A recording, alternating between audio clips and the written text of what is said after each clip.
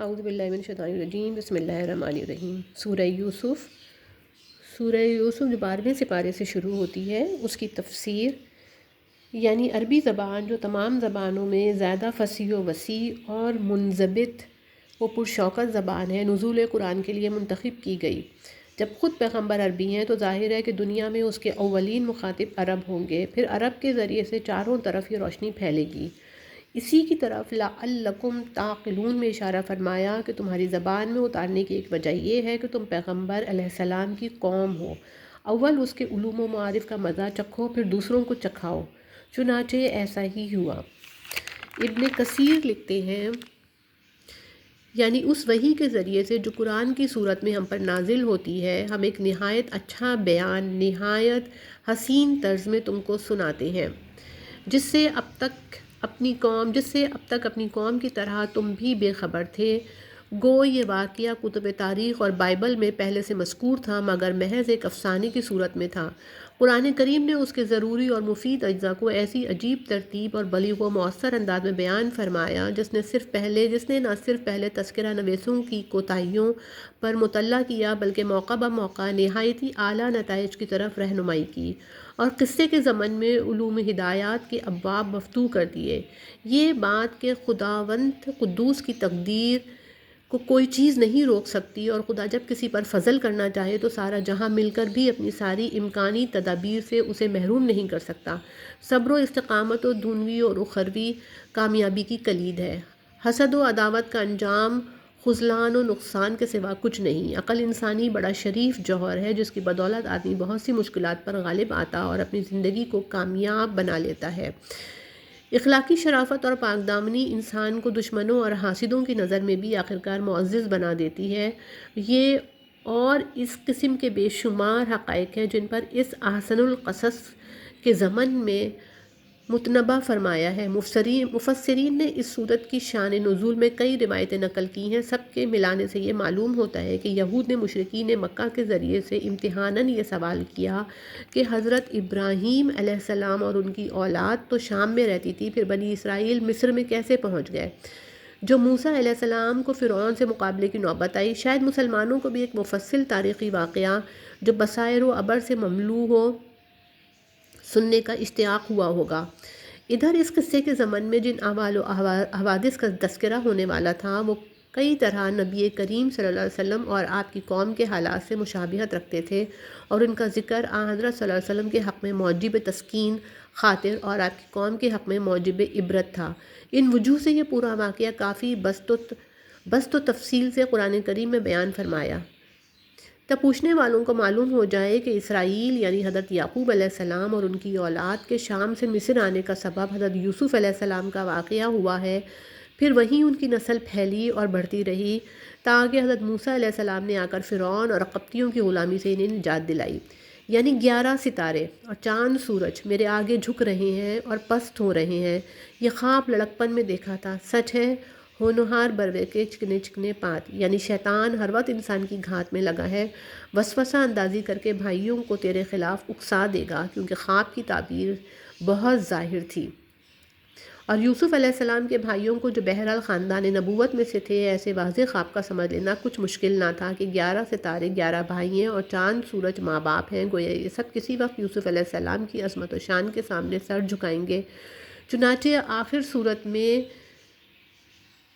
کہہ کر اسی طرف اشارہ کیا معلوم ہوتا ہے کہ حضرت یعقوب علیہ السلام خواب سے پیشتر ہی یہ محسوس کرتے تھے کہ یوسف کے ساتھ باپ کی خصوصی محبت کو دیکھ کر اس کے الاتی بھائی دل ہی دل میں کڑتے ہیں۔ اب انہوں نے خیال کیا کہ اگر کہیں یہ خواب سن پائے تو شیطان حسد کی آگ ان کے دلوں میں بھڑکا دے گا، اور جوش حسد میں آنکھیں بند کر کے ممکن ہے وہ کوئی ایسی حرکت کر گزرے جو یوسف کی اذیت اور خود ان کی رسوائی اور بدانجامی کا موجب ہو۔ اس لیے آپ نے یوسف علیہ السلام کو منع فرما دیا کہ اپنا خواب بھائیوں کو روبرو ظاہر نہ کریں۔ یوسف کا ایک حقیقی بھائی بنیامین تھا، اس کے سامنے ذکر کرنے کی بھی اجازت نہیں دی، گو اس سے برائی کا کچھ اندیشہ نہ تھا، لیکن یہ ممکن تھا کہ وہ سن کر بے احتیاطی سے دوسروں کے سامنے تذکرہ کر دے اور اس طرح یہ خبر لوگوں میں شائع ہو جائے۔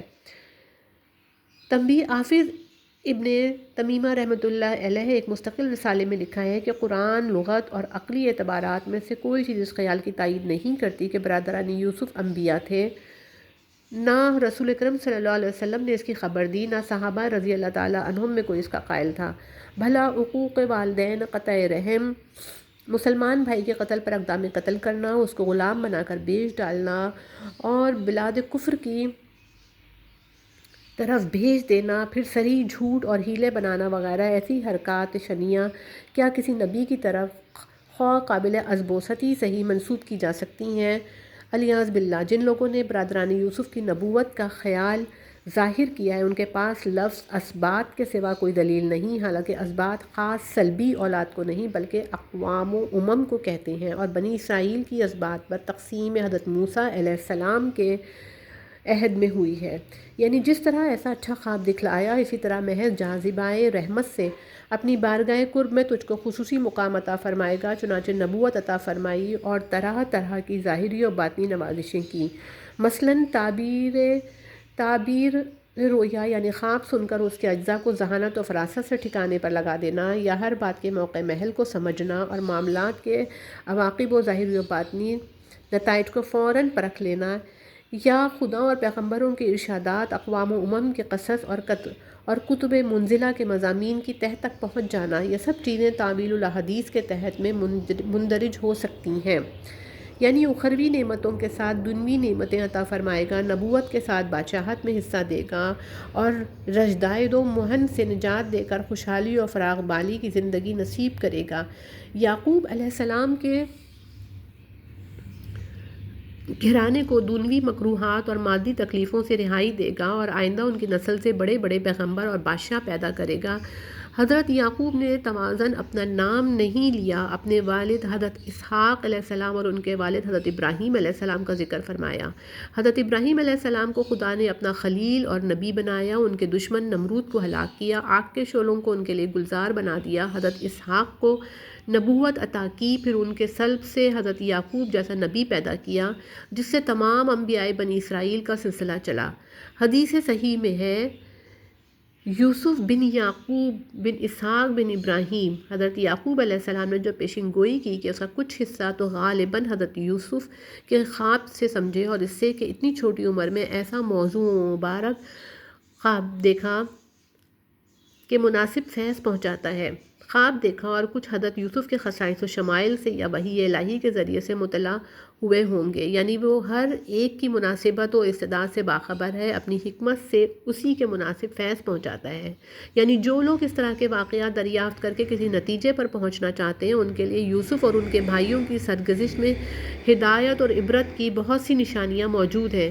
اس قصے کو سن کر قلوب میں حق تعالیٰ کی عظیم قدرت و حکمت کا نقش جم جاتا ہے، نبی کریم صلی اللہ علیہ وسلم کی صداقت کا بہین ثبوت ملتا ہے کہ آپ باوجود امی ہونے کے اور کسی کتاب یا معلم سے استفادہ نہ کرنے کے ایسے منقح و منضبط تاریخی حقائق کا انکشاف فرما رہے ہیں جن کے بیان کی بجز اعلام ربانی کے کوئی توجیہ نہیں ہو سکتی، خصوصاً قریش مکہ کے لیے جو یہود کے اکسانے سے اس قصے کے متعلق حضور سے سوال کر رہے تھے۔ اس واقعے میں بڑا عبرت آموز سبق ہے کہ جس طرح حضرت یوسف علیہ السلام کو بھائیوں نے گھر سے نکالا، ازراہ حسد، قتل یا جلا وطن کرنے کے مشورے کیے، طرح طرح سے ایذائیں پہنچائیں، اہانت و استخفاف میں کوئی دقیقہ اٹھا نہ رکھا، آخر ایک دن آیا کہ یوسف کی طرف نادم و محتاج ہو کر آئے۔ یوسف علیہ السلام کو خدا نے دین و دنیا کے اعلیٰ مناصب پر فائز کیا اور انہوں نے اپنے عروج و اقتدار کے بعد بھائیوں کے جرائم سے چشم پوشی کی اور نہایت دریا دلی سے سب کے قصور معاف کر دیے۔ ٹھیک اسی طرح حضرت محمد رسول اللہ صلی اللہ علیہ وسلم کی برادری نے آپ کے متعلق ناپاک منصوبے باندھے، دکھ پہنچائے، عزت و آبرو پر حملے کیے، حتیٰ کہ وطن چھوڑنے پر مجبور کیا، لیکن جلد وہ دن آنے والا تھا جب وطن سے علیحدہ ہو کر آپ کی کامیابی اور رفعت شان کا آفتاب چمکا، اور چند سال کے بعد فتح مکہ کا وہ تاریخی دن آ پہنچا جبکہ آپ نے اپنی قومی اور وطنی بھائیوں کی گزشتہ تقصیرات پر لابینہ حضرت یوسف والے کلمات لا تثریب علیکم اليوم فرما کر قلم عفو کھینچ لیا۔ حضرت یعقوب علیہ السلام یوسف علیہ السلام اور ان کے عنی بھائی بن یامین سے بہت زیادہ محبت کرتے تھے، کیونکہ یہ دونوں اپنے علاقی بھائیوں سے چھوٹے تھے۔ والدہ کا انتقال ہو چکا تھا اور اللہ بھائیوں سے چھوٹے تھے، والدہ کا انتقال ہو چکا تھا اور خاص حضرت یوسف علیہ السلام کی نسبت اپنے نور فراست یا الہام ربانی سے سمجھ چکے تھے کہ ان کا مستقبل نہایت درخشاں ہے اور نبوت کا خاندانی سلسلہ ان کی ذات سے وابستہ ہونے والا ہے۔ خود یوسف علیہ السلام کا حسن صورت و سیرت اور کمال اور ظاہری باطنی پدر بزرگوار کی محبت خصوصی کو اپنی طرف جذب کرتا تھا۔ دوسرے بھائیوں کو یہ چیز ناگوار تھی۔ وہ کہتے تھے کہ وقت پر کام آنے والے تو ہم ہیں، ہمارا ایک طاقتور جتھا ہے جو باپ کی ضعیفی میں کام آ سکتا ہے، ان چھوٹے لڑکوں سے کیا امید ہو سکتی ہے؟ انہی خیالات کے ماتحت اپنے والد بزرگوار کی نسبت کہتے تھے کہ وہ اس معاملے میں سخت غلطی اور صریح خطا پر ہیں، اپنے نفع و نقصان کا صحیح موازنہ نہیں کرتے۔ یعنی رشک و حسد کی آگ اندر ہی اندر سلگتی رہی۔ آخر آپس میں مشورہ کیا کہ یوسف کی موجودگی میں ممکن نہیں کہ والد بزرگوار کی خصوصی محبت و توجہ کو ہم اپنی طرف کھینچ سکیں، اس لیے یوسف کا قصہ ہی یہاں سے ختم کر دینا چاہیے۔ خواہ قتل کر دو یا کسی دور دراز ملک کی طرف پھینک دو جہاں سے واپس نہ آ سکے۔ جب وہ نہ رہیں گے تو باپ کی ساری توجہات اور مہربانیوں کے ہم ہی تنہا حقدار رہ جائیں گے۔ بن یامین کے معاملے کو غالباً ان کے ہاں کوئی اہمیت نہیں تھی، گویا اس کی محبت کو یوسف کی محبت کا ضمیمہ سمجھتے تھے، یعنی ایک مرتبہ قتل وغیرہ کا گناہ کرنا پڑے گا، اس سے فارغ ہو کر توبہ کر لیں گے اور خوب نیک بن جائیں گے۔ گویا رند کے رند رہے ہاتھ سے جنت گئی۔ بعض مفسرین نے وَتَكُونُ مِن بَعْدِهِ قَوْمًا صَالِحِينَ کے معنی یہ لیے ہیں کہ یوسف کے بعد ہمارے سب کام ٹھیک اور درست ہو جائیں گے، کیونکہ پدر بزرگوار کا دست شفقت یوسف سے مایوس ہو کر صرف ہمارے ہی سروں پر رہا کرے گا۔ یہ کہنے والا یہودا تھا، یعنی قتل کرنا بہت سخت بات ہے اور ہمارا مقصد بدون اس کے بھی حاصل ہو سکتا ہے۔ اگر تم جو کنویں باولی میں پانی سے جو یوسف کو یہاں سے علیحدہ کرنا چاہتے ہو تو آسان صورت یہ ہے کہ اس کو بستی سے دور کسی گمنام کنویں میں ڈال دو۔ ابو حیان نے بعض اہل لغت سے نقل کیا ہے کہ اس طاقچے وغیرہ کو کہتے ہیں جو کنویں میں پانی سے ذرا اوپر بنا ہوا ہو۔ غرض یہ تھی کہ ہم خواہی ناخواہی عمدن ہلاک کرنے کا گناہ اپنے سر نہ لیں۔ ایسے کنویں میں ڈال دینے کے بعد بہت ممکن ہے کہ کوئی مسافر ادھر سے گزرے اور خبر پا کر کنویں سے نکال لے جائے۔ اس صورت میں ہمارا مقصد حاصل ہو جائے گا اور خون ناحق میں ہاتھ رنگین نہ کرنے پڑیں گے۔ گویا سانپ مر جائے گا اور لاٹھی نہ ٹوٹے گی۔ اس سے معلوم ہوتا ہے کہ پہلے بھی باپ سے اس قسم کی درخواست کر چکے تھے، مگر ان کا دل ان کے ساتھ بھیجنے پر مطمئن نہیں ہوا۔ یعنی ایسے خوبصورت بچے کے قوا گھر میں خالی پڑے رہنے سے بیکار ہوئے جاتے ہیں۔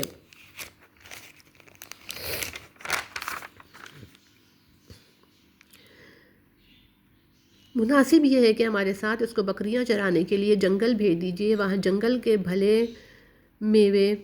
جنگل کے پھل میوے خوب کھائے گا اور کھیل کود سے جسمانی ورزش بھی ہو جائے گی۔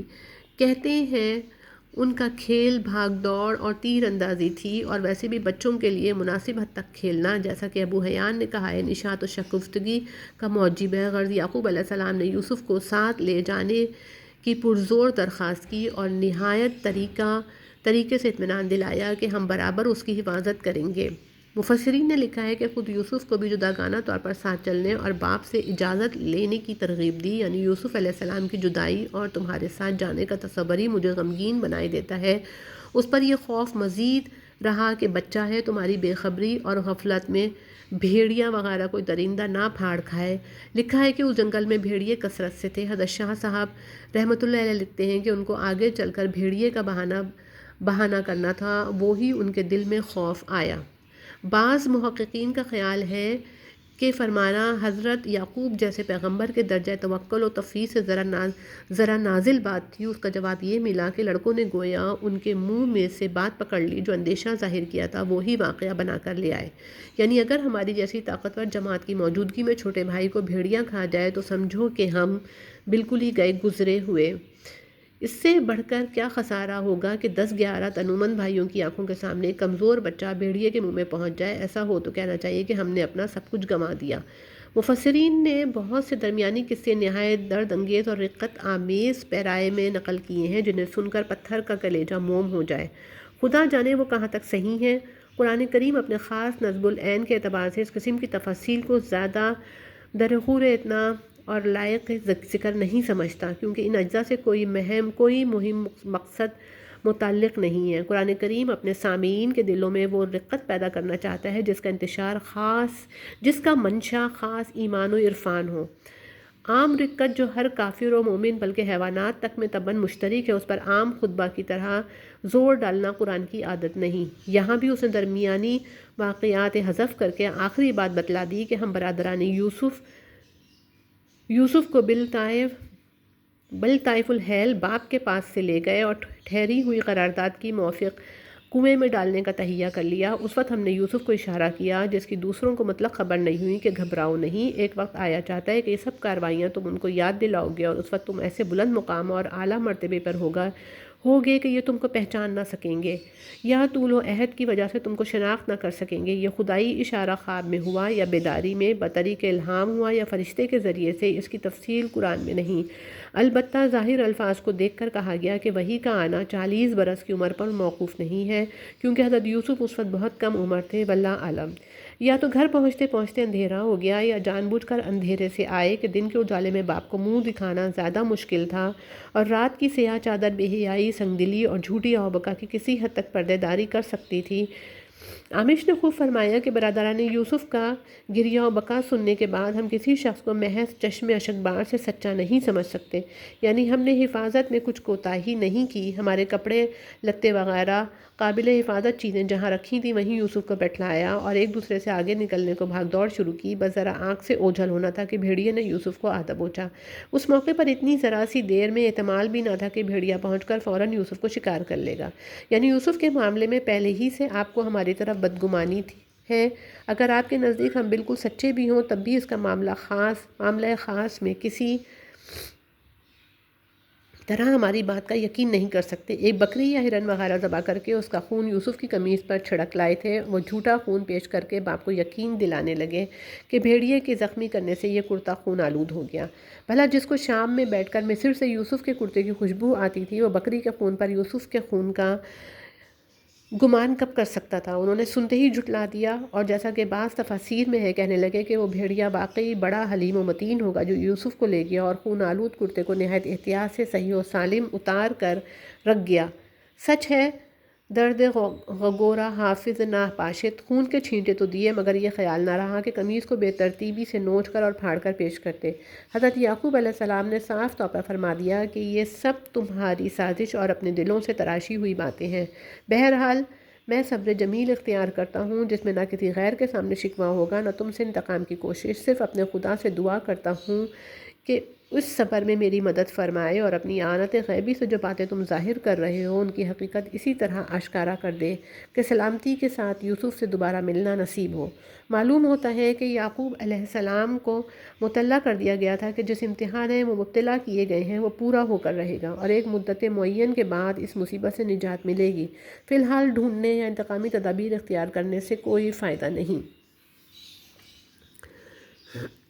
یوسف ابھی ملیں گے نہیں، ہاں دوسرے بیٹے ساری دنیا میں رسوا ہو جائیں گے اور ممکن ہے کہ طیش میں آ کر خود یعقوب علیہ السلام کو ایذا پہنچانے کی کوشش کریں۔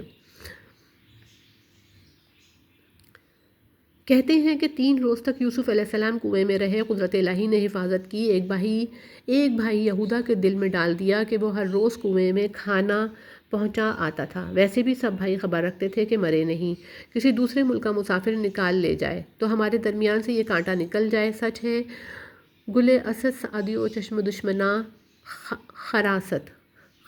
آخر مدین سے مصر کو جانے والا ایک قافلہ ادھر سے گزرا۔ انہوں نے کنواں دیکھ کر اپنا آدمی پانی بھرنے کو بھیجا۔ اس نے ڈول پھانسا تو حضرت یوسف علیہ السلام چھوٹے تو تھے ہی ڈول میں ہو بیٹھے اور رسی ہاتھ سے پکڑ لی۔ کھینچنے والے نے ان کا حسن و جمال دیکھ کر بے ساختہ خوشی سے پکارا کہ یہ تو عجیب لڑکا ہے، بڑی قیمت کو بکے گا۔ یعنی کھینچنے والے نے اس واقعے کو دوسرے ہمراہیوں سے چھپانا چاہا کہ اوروں کو خبر ہوگی تو سب شریک ہو جائیں گے۔ شاید یہ ظاہر کیا کہ یہ غلام اس کے مالکوں نے مجھ کو دیا ہے تا مصر کے بازار میں فروخت کروں۔ یعنی بھائی بے وطن کرنا چاہتے تھے اور قافلہ والا بیچ کر دام وصول کرنے کا ارادہ کر رہے تھے، اور خدا تعالیٰ خزائن مصر کا مالک بنانا چاہتا تھا۔ وہ اگر چاہتا تو ان کارروائیوں کو 1 سیکنڈ میں روک دیتا، لیکن اس کی مصلحت تاخیر میں تھی، اس لیے سب چیزوں کو جانتے اور دیکھتے ہوئے انہیں ڈھیل دی گئی۔ بھائیوں کو خبر ہوئی کہ قافلہ والے نکال لے گئے ہیں، وہاں پہنچے اور ظاہر کیا کہ یہ ہمارا غلام بھاگ آیا ہے، چونکہ اسے بھاگنے کی عادت ہے اس لیے ہم رکھنا نہیں چاہتے۔ تم خرید و فروخت کر سکتے ہو مگر بہت سخت نگرانی میں رکھنا کہیں بھاگ نہ جائے۔ کہتے ہیں 18 درہم یا کم و بیش میں بیچ ڈالا اور 9 بھائیوں نے 2 درہم تقریباً 8 دانے بانٹ لیے۔ ایک بھائی یہودا نے حصہ نہیں لیا۔ یعنی اس قدر ارزاں بیچنے سے تعجب مت کرو، وہ اتنے بیزار تھے کہ مفت ہی دے ڈالتے تو مستبعد نہ تھا۔ جو پیسے مل گئے غنیمت سمجھا۔ بعض مفسرین کہتے ہیں کہ آیت میں اس بی کا ذکر ہے جو قافلہ والوں نے مصر پہنچ کر کی۔ اگر ایسا ہو تو کہا جائے گا کہ پڑی ہوئی چیز کی قدر نہ کی اور یہ اندیشہ رہا کہ پھر کوئی آ کر دعویٰ نہ کر بیٹھے۔ نیز آبی بھگوڑا ہونے کا عیب سن چکے تھے اس لیے سستے داموں بیچ ڈالا۔ والظاہر هو الاول واللہ اعلم۔ کہتے ہیں مصر پہنچ کر نیلام ہوا۔ عزیز مصر جو وہاں کا مدار المہام تھا، اس کی بولی پر معاملہ ختم ہوا۔ اس نے اپنی عورت زلیخا یا رائیل سے کہا کہ نہایت پیارا، قبول صورت اور ہونہار لڑکا معلوم ہوتا ہے، اس کی پوری عزت و آبرو سے رکھو، غلاموں کا معاملہ مت کرو، شاید بڑا ہو کر ہمارے کام آئے، ہم اپنا کاروبار اس کے سپرد کر دیں، یا جب اولاد نہیں تو بیٹا بنا لیں۔ یعنی ہم نے اپنی قدرت کاملہ اور تدبیر لطیف سے یوسف کو بھائیوں کی حاسدانہ سختیوں اور کنویں کی قید سے نکال کر عزیز مصر کے یہاں پہنچا دیا۔ پھر اس کے دل میں یوسف کی محبت و وقت القا فرمائی، اس طرح کہ ہم نے ان کو مصر میں ایک معزز جگہ دی اور اہل مصر کی نظروں میں ان کو وجیح و محبوب بنا دیا، تا یہ چیز آئندہ و ترقیات و سربلندیوں کا پیش خیمہ ہو اور بنی اسرائیل کو مصر میں بسانے کا ذریعہ بنے۔ ساتھ ہی یہ بھی منظور تھا کہ عزیز مصر کے یہاں رہ کر بڑے سرداروں کی صحبت دیکھیں تا سلطنت کے رموز و اشارات سمجھنے اور تمام باتوں کو ان کے ٹھکانے پر بیٹھانے کا کامل سلیقہ اور تجربہ حاصل ہو۔ اسی صورت کے پہلے رکوع میں تعویل الاحادیث کا لفظ گزر چکا ہے، اس کی تفسیر وہاں ملاحظہ کر لی جائے۔ یعنی بھائیوں نے یوسف کو گرانا چاہا، خدا نے ان کو آسمان رفعت پر پہنچا دیا۔ اکثر لوگ کوتاہ نظری سے دیکھتے نہیں کہ انسانی تدبیروں کے مقابلے میں کس طرح خدا کا بندوبست غالب آتا ہے۔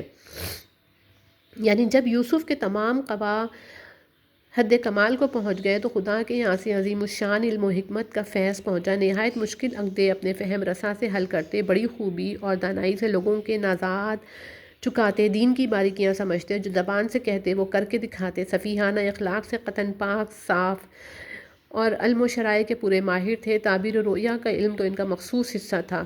جو لوگ فطرت کی رہنمائی یا تقلید صالحین اور توفیق ازلی سے نوائب و حوادث پر صابر رہ کر عمدہ اخلاق اور نیک چال چلن اختیار کرتے ہیں، حق تعالیٰ ان پر ایسے ہی انعام فرماتا ہے۔ ادھر تو الطاف غیبیہ حضرت یوسف کی عجیب و غریب طریقے سے تربیت فرما رہے تھے، ادھر عزیز کی بیوی زلیخا نے ان کے سامنے ایک نہایت ہی مذات الاقدام موقع امتحان کا کھڑا کر دیا۔ یعنی حضرت یوسف کے حسن و جمال پر زلیخا مفتون ہو گئی اور دلکشی اور ہوش ربائی کے سارے سامان جمع کر کے چاہا کہ یوسف کے دل کو ان کے قابو سے باہر کر دے۔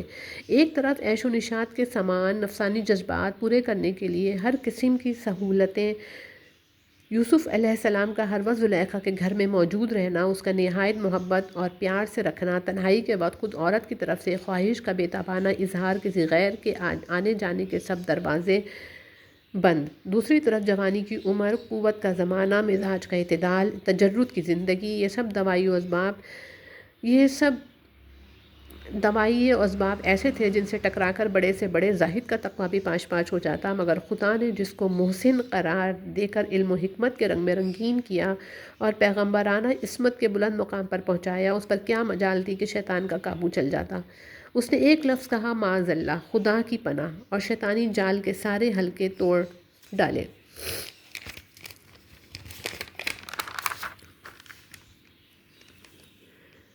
کیونکہ جس نے خدا کی پناہ لی اس پر کسی کا وار کیسے چل سکتا ہے؟ یعنی خدا کی پناہ میں ایسی قبیح حرکت کیسے کر سکتا ہوں؟ علاوہ بنی عزیز میرا مربی ہے جس نے مجھے ایسی عزت و راحت سے رکھا، کیا میں اپنے محسن کے ناموس پر حملہ کروں؟ ایسی محسن کشی اور بے انصافی کرنے والے کبھی بھلائی اور کامیابی کا منہ نہیں دیکھ سکتے۔ نیز جب ظاہری و مربی کا ہم کو اس قدر پاس ہے تو سمجھ لو کہ اس پروردگار حقیقی سے ہمیں کس قدر شرمانا اور حیا کرنا چاہیے جس نے محض اپنے فضل سے ہماری تربیت فرمائی اور اپنے بندوں کو ہماری خدمت و راحت و رسائی کے لیے کھڑا کر دیا۔ بعض مفسرین نے انہو ربی کی ضمیر اللہ تعالیٰ کی طرف راجع کیے، یعنی عورت نے نے پھانسنے کی فکر کی اور اس نے فکر کی کہ عورت کا داؤں چلنے نہ پائے، مگر اپنے رب کی حجت و قدرت کا معائنہ نہ کرتا تو ثابت قدم رہنا مشکل تھا۔ بعض مفسرین نے سے متعلق کیا ہے جیسے کہ ترکیب کی یہ صد مقصود یوسف کے حق میں ہم کا ثابت کرنا نہیں بلکہ نفی کرنا ہے۔ ترجمہ یوں ہوگا کہ عورت نے یوسف کا ارادہ کیا اور یوسف بھی عورت کا ارادہ کرتا اگر اپنے پروردگار کی قدرت و حجت نہ دیکھ لیتا۔ بعض نے وہم بہا میں لفظ ہمہ کو بمعنی میلان و رغبت کے لیے، یعنی یوسف کے دل میں کچھ رغبت و میلان بے اختیار پیدا ہوا، جیسے روزے دار کو گرمی میں ٹھنڈے پانی کی طرف طبعاً رغبت ہوتی ہے لیکن نہ وہ پینے کا ارادہ کرتا ہے، نہ یہ بے اختیاری رغبت کچھ مضر ہے، بلکہ باوجود رغبت طبعی کے اس سے قطعاً محترز رہنا مزید اجر و ثواب کا موجب ہے۔ اسی طرح سمجھ لو کہ ایسے اسباب و دوائی قویہ کی موجودگی سے طبع بشری کے موافق بلا اختیار و ارادہ یوسف علیہ السلام کے دل میں کسی قسم کی رغبت و میلان کا پایا جانا نہ عصمت کے منافی ہے اور نہ ان کے مرتبے کو گھٹاتا ہے، بلکہ صحیح مسلم میں ابو ہریرہ رضی اللہ تعالیٰ عنہ کی حدیث ہے کہ اگر بندے کا میلان کسی برائی کی طرف ہو لیکن اس پر عمل نہ کیا تو اس کے فرد و حسنات میں ایک نیکی لکھی جاتی ہے۔ خدا فرماتا ہے کہ اس نے باوجود رغبت و میلان میرے خوف سے اس برائی کو ہاتھ نہ لگایا۔ بہرحال باوجود اشتراک لفظی کے زلیخا کے ہم اور یوسف کے ہم میں زمین آسمان کا تفاوت ہے، اسی لیے قرآن کریم نے دونوں کے ہم کو ایک ہی لفظ میں جمع نہیں کیا اور نہ زلیخا کے ہم کی طرف یوسف کے ہم پر لام اور قد داخل کیا گیا، بلکہ سیاق و لحاق میں بہت سی دلائل یوسف علیہ السلام کی طہارت و نزاہت پر قائم فرمائی جو غور کرنے والوں پر پوشیدہ نہیں۔ تفصیل روح المعانی اور کبیر وغیرہ میں موجود ہے۔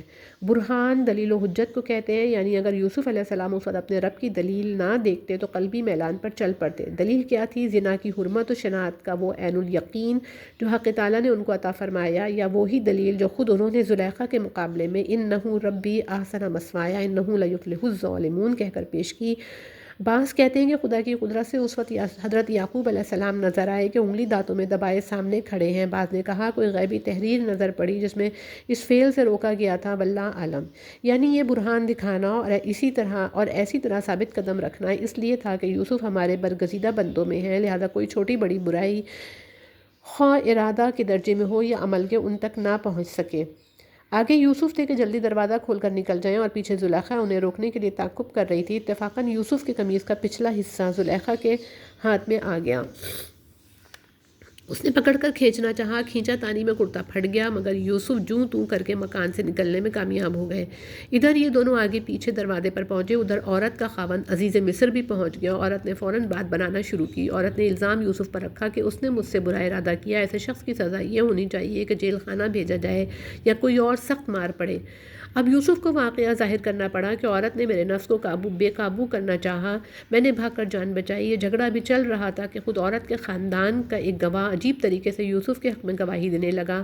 بعض روایات سے معلوم ہوتا ہے کہ وہ شیر خوار بچہ تھا جو خدا کی قدرت سے حضرت یوسف کی برات و وجاہت عند اللہ ظاہر کرنے کو بول پڑا، اور بعض علماء کہتے ہیں کہ یہ بچہ نہیں کوئی مرد انا تھا جس نے ایسی پتے کی بات کہی۔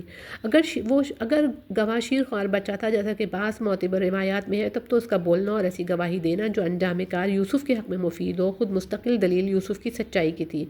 کرتے کا آگے یا پیچھے سے پھٹا ہونا شہادت سے زائد بطور ایک علامت اور قرینے کے سمجھنا چاہیے، اور اگر گواہ کوئی مرد انا تھا تو بظاہر ایسا معلوم ہوتا ہے کہ وہ خارجی طریقے سے حقیقت حال پر مطلع ہو چکا تھا، مگر اس نے نہایت دانائی سے ایسی پیرائے میں شہادت دی جو دفعتاً کسی کی جانبداری پر بھی محمول نہ ہو اور آخرکار یوسف کی برات ثابت کر دے۔ جو پیرایا اظہار واقعہ کا اس نے اختیار کیا وہ غیر جانبداروں کے نزدیک نہایت معقول تھا، کیونکہ اگر عورت کے دعوے کے موافق یوسف نے معاذ اللہ اس کی طرف اقدام کیا تو ان کا چہرہ عورت کی طرف ہوگا، تو ظاہر ہے یہ کشمکش میں کرتا بھی سامنے سے پھٹے گا، اور اگر یوسف کا کہنا صحیح ہے کہ عورت مجھ کو اپنی طرف بلاتی تھی، میں دروازے کی طرف بھاگا، اس نے پکڑنے کے لیے میرا تعقب کیا، تو کھلی ہوئی بات ہے کہ کرتا پیچھے سے پھٹا ہوگا، کیونکہ اس صورت میں یوسف اس کی طرف متوجہ نہیں تھے بلکہ ادھر سے پیٹھ پھیر کر بھاگ رہے تھے۔ بہرحال جب دیکھا گیا کہ کرتا آگے سے نہیں پیچھے سے پھٹا ہے تو عزیز نے سمجھ لیا کہ یہ سب عورت کا مکر و فریب ہے۔ یوسف قصوروار نہیں، چنانچہ اس نے صاف کہہ دیا کہ زلیخا کی پرفریب کارروائی اسی قسم کی ہے جو عموماً عورتیں کیا کرتی ہیں۔ اس نے یوسف سے استدعا کی کہ جو ہونا تھا ہو چکا، آئندہ اس کا ذکر مت کرو کہ سخت رسوائی اور بدنامی کا موجب ہے، اور عورت کو کہا کہ یوسف سے یا خدا سے اپنے قصور کی معافی مانگ، یقیناً قصور تیرا ہی تھا۔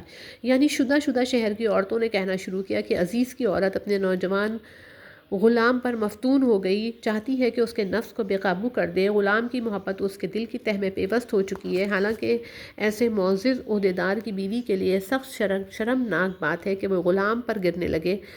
ہمارے نزدیک اس معاملے میں وہ اعلانیہ غلطی پر ہے۔ عورتوں کی گفتگو کو مکر فریب اس لیے کہا گیا کہ مکاروں کی طرح چھپ چھپ کر یہ باتیں کرتی تھیں اور زلیخا پر تان کر کے گویا اپنی پارسائی کا اظہار مقصود تھا۔ حالانکہ یوسف کے بے شمار حسن و جمال کا شہرہ جس عورت کے کانے پڑتا تھا، اس کی دید کا اشتیاق دل میں چٹکیاں لینے لگتا تھا۔ کچھ بعید نہیں کہ زلیخا پر تان و تشنی اور نکتہ چینی کرنے والیوں کے دلوں میں یہی غرض پوشیدہ ہو کہ زلیخا کا غصہ دلا کر کسی ایسی حرکت پر آمادہ کر دیں جو یوسف کے دیدار کا سبب بن جائے، یا زلیخا کے دل میں اس کی نفرت بٹھا کر اپنی طرف مائل کرنے کا موقع نکالیں۔ اور یہ بھی ممکن ہے کہ زلیخا نے بعض عورتوں کو اس معاملے میں اپنا رازدار بنایا ہو۔ اس نے رازداری کی جگہ پردہ دری اور خوداگیری شروع کر دی۔ بہرحال ان کی گفتگو کو لفظ مکر سے ادا کرنے میں یہ سب احتمالات ہیں۔ یعنی دعوت کر کے ان عورتوں کو بلوا بھیجا اور کھانے پینے کی ایک مجلس ترتیب دی جس میں بعض چیزیں چاقو سے تراش کر کھانے کی تھیں، چنانچہ کھانے اور میوے وغیرہ ان کے سامنے چن کر ہر ایک عورت کے ہاتھ میں ایک چاقو دے دیا تا تراشنے کے قابل چیزوں کے کھانے میں کسی کو کلفت انتظار اٹھانا نہ پڑے۔ یہ سب سامان درست کر کے حسن حضرت یوسف علیہ السلام کو جو کہیں قریبی موجود تھے آواز دی کہ ادھر نکل آئے۔ نکلنا تھا کہ بجلی سکون گئی۔ تمام عورتیں یوسف کے حسن و جمال کا دفعتاً مشاہدہ کرنے سے ہوش و حواس کھو بیٹھیں اور مدہوشی کے عالم میں چھریوں سے پھلوں کی جگہ ہاتھ کاٹ لیے، گویا قدرت نے یہ ایک مستقل دلیل یوسف علیہ السلام کی نزاہت اور صداقت پر قائم فرما دی کہ جس کے جمال و بے مثال کی ذرا سی جھلک دیکھنے والی عورتوں کے حواس گم کر دیے۔ بحال کر یوسف نے آنکھ اٹھا کر بھی ان کے حسن و خوبی کی طرف نہ دیکھا تو یقیناً واقعہ یوں ہی ہوا ہوگا کہ زلیخا اس کے جمال و حشربہ کو دیکھ کر ہوش خود کھو بیٹھی اور وہ معصوم فرشتے کی طرح اپنا دامن عفت بچاتا ہوا صاف نکل گیا۔ یعنی حسن و جمال اور نورانی صورت کے اعتبار سے فرشتہ معلوم ہوتا ہے کہ کسی نے خوب کہا ہے۔ باحیا و عفت و پاک دامنی جو چہرہ اور چال ڈھال سے ٹپک رہی تھی، اسے دیکھ کر یہ آدمی نہیں کوئی معصوم فرشتہ معلوم ہوتا ہے۔ اب زلیخا کو موقع ملا کہ عورتوں کے تان و تشنی کا تیر انہی کی طرف لوٹا دے، گویا اس وقت کہہ کر وہ اس شعر کا خلاصہ ادا کر رہی تھی۔ مجمع کا رنگ دیکھ کر زلیخا بالکل ہی کھل پڑی اور واقعے کا صاف صاف اظہار کر دیا کہ بے شک میں نے ان کا دل لینا چاہا تھا، مگر اس بندہ خدا نے ایسا مضبوط تھامے رکھا کہ کسی طرح نہ دیا۔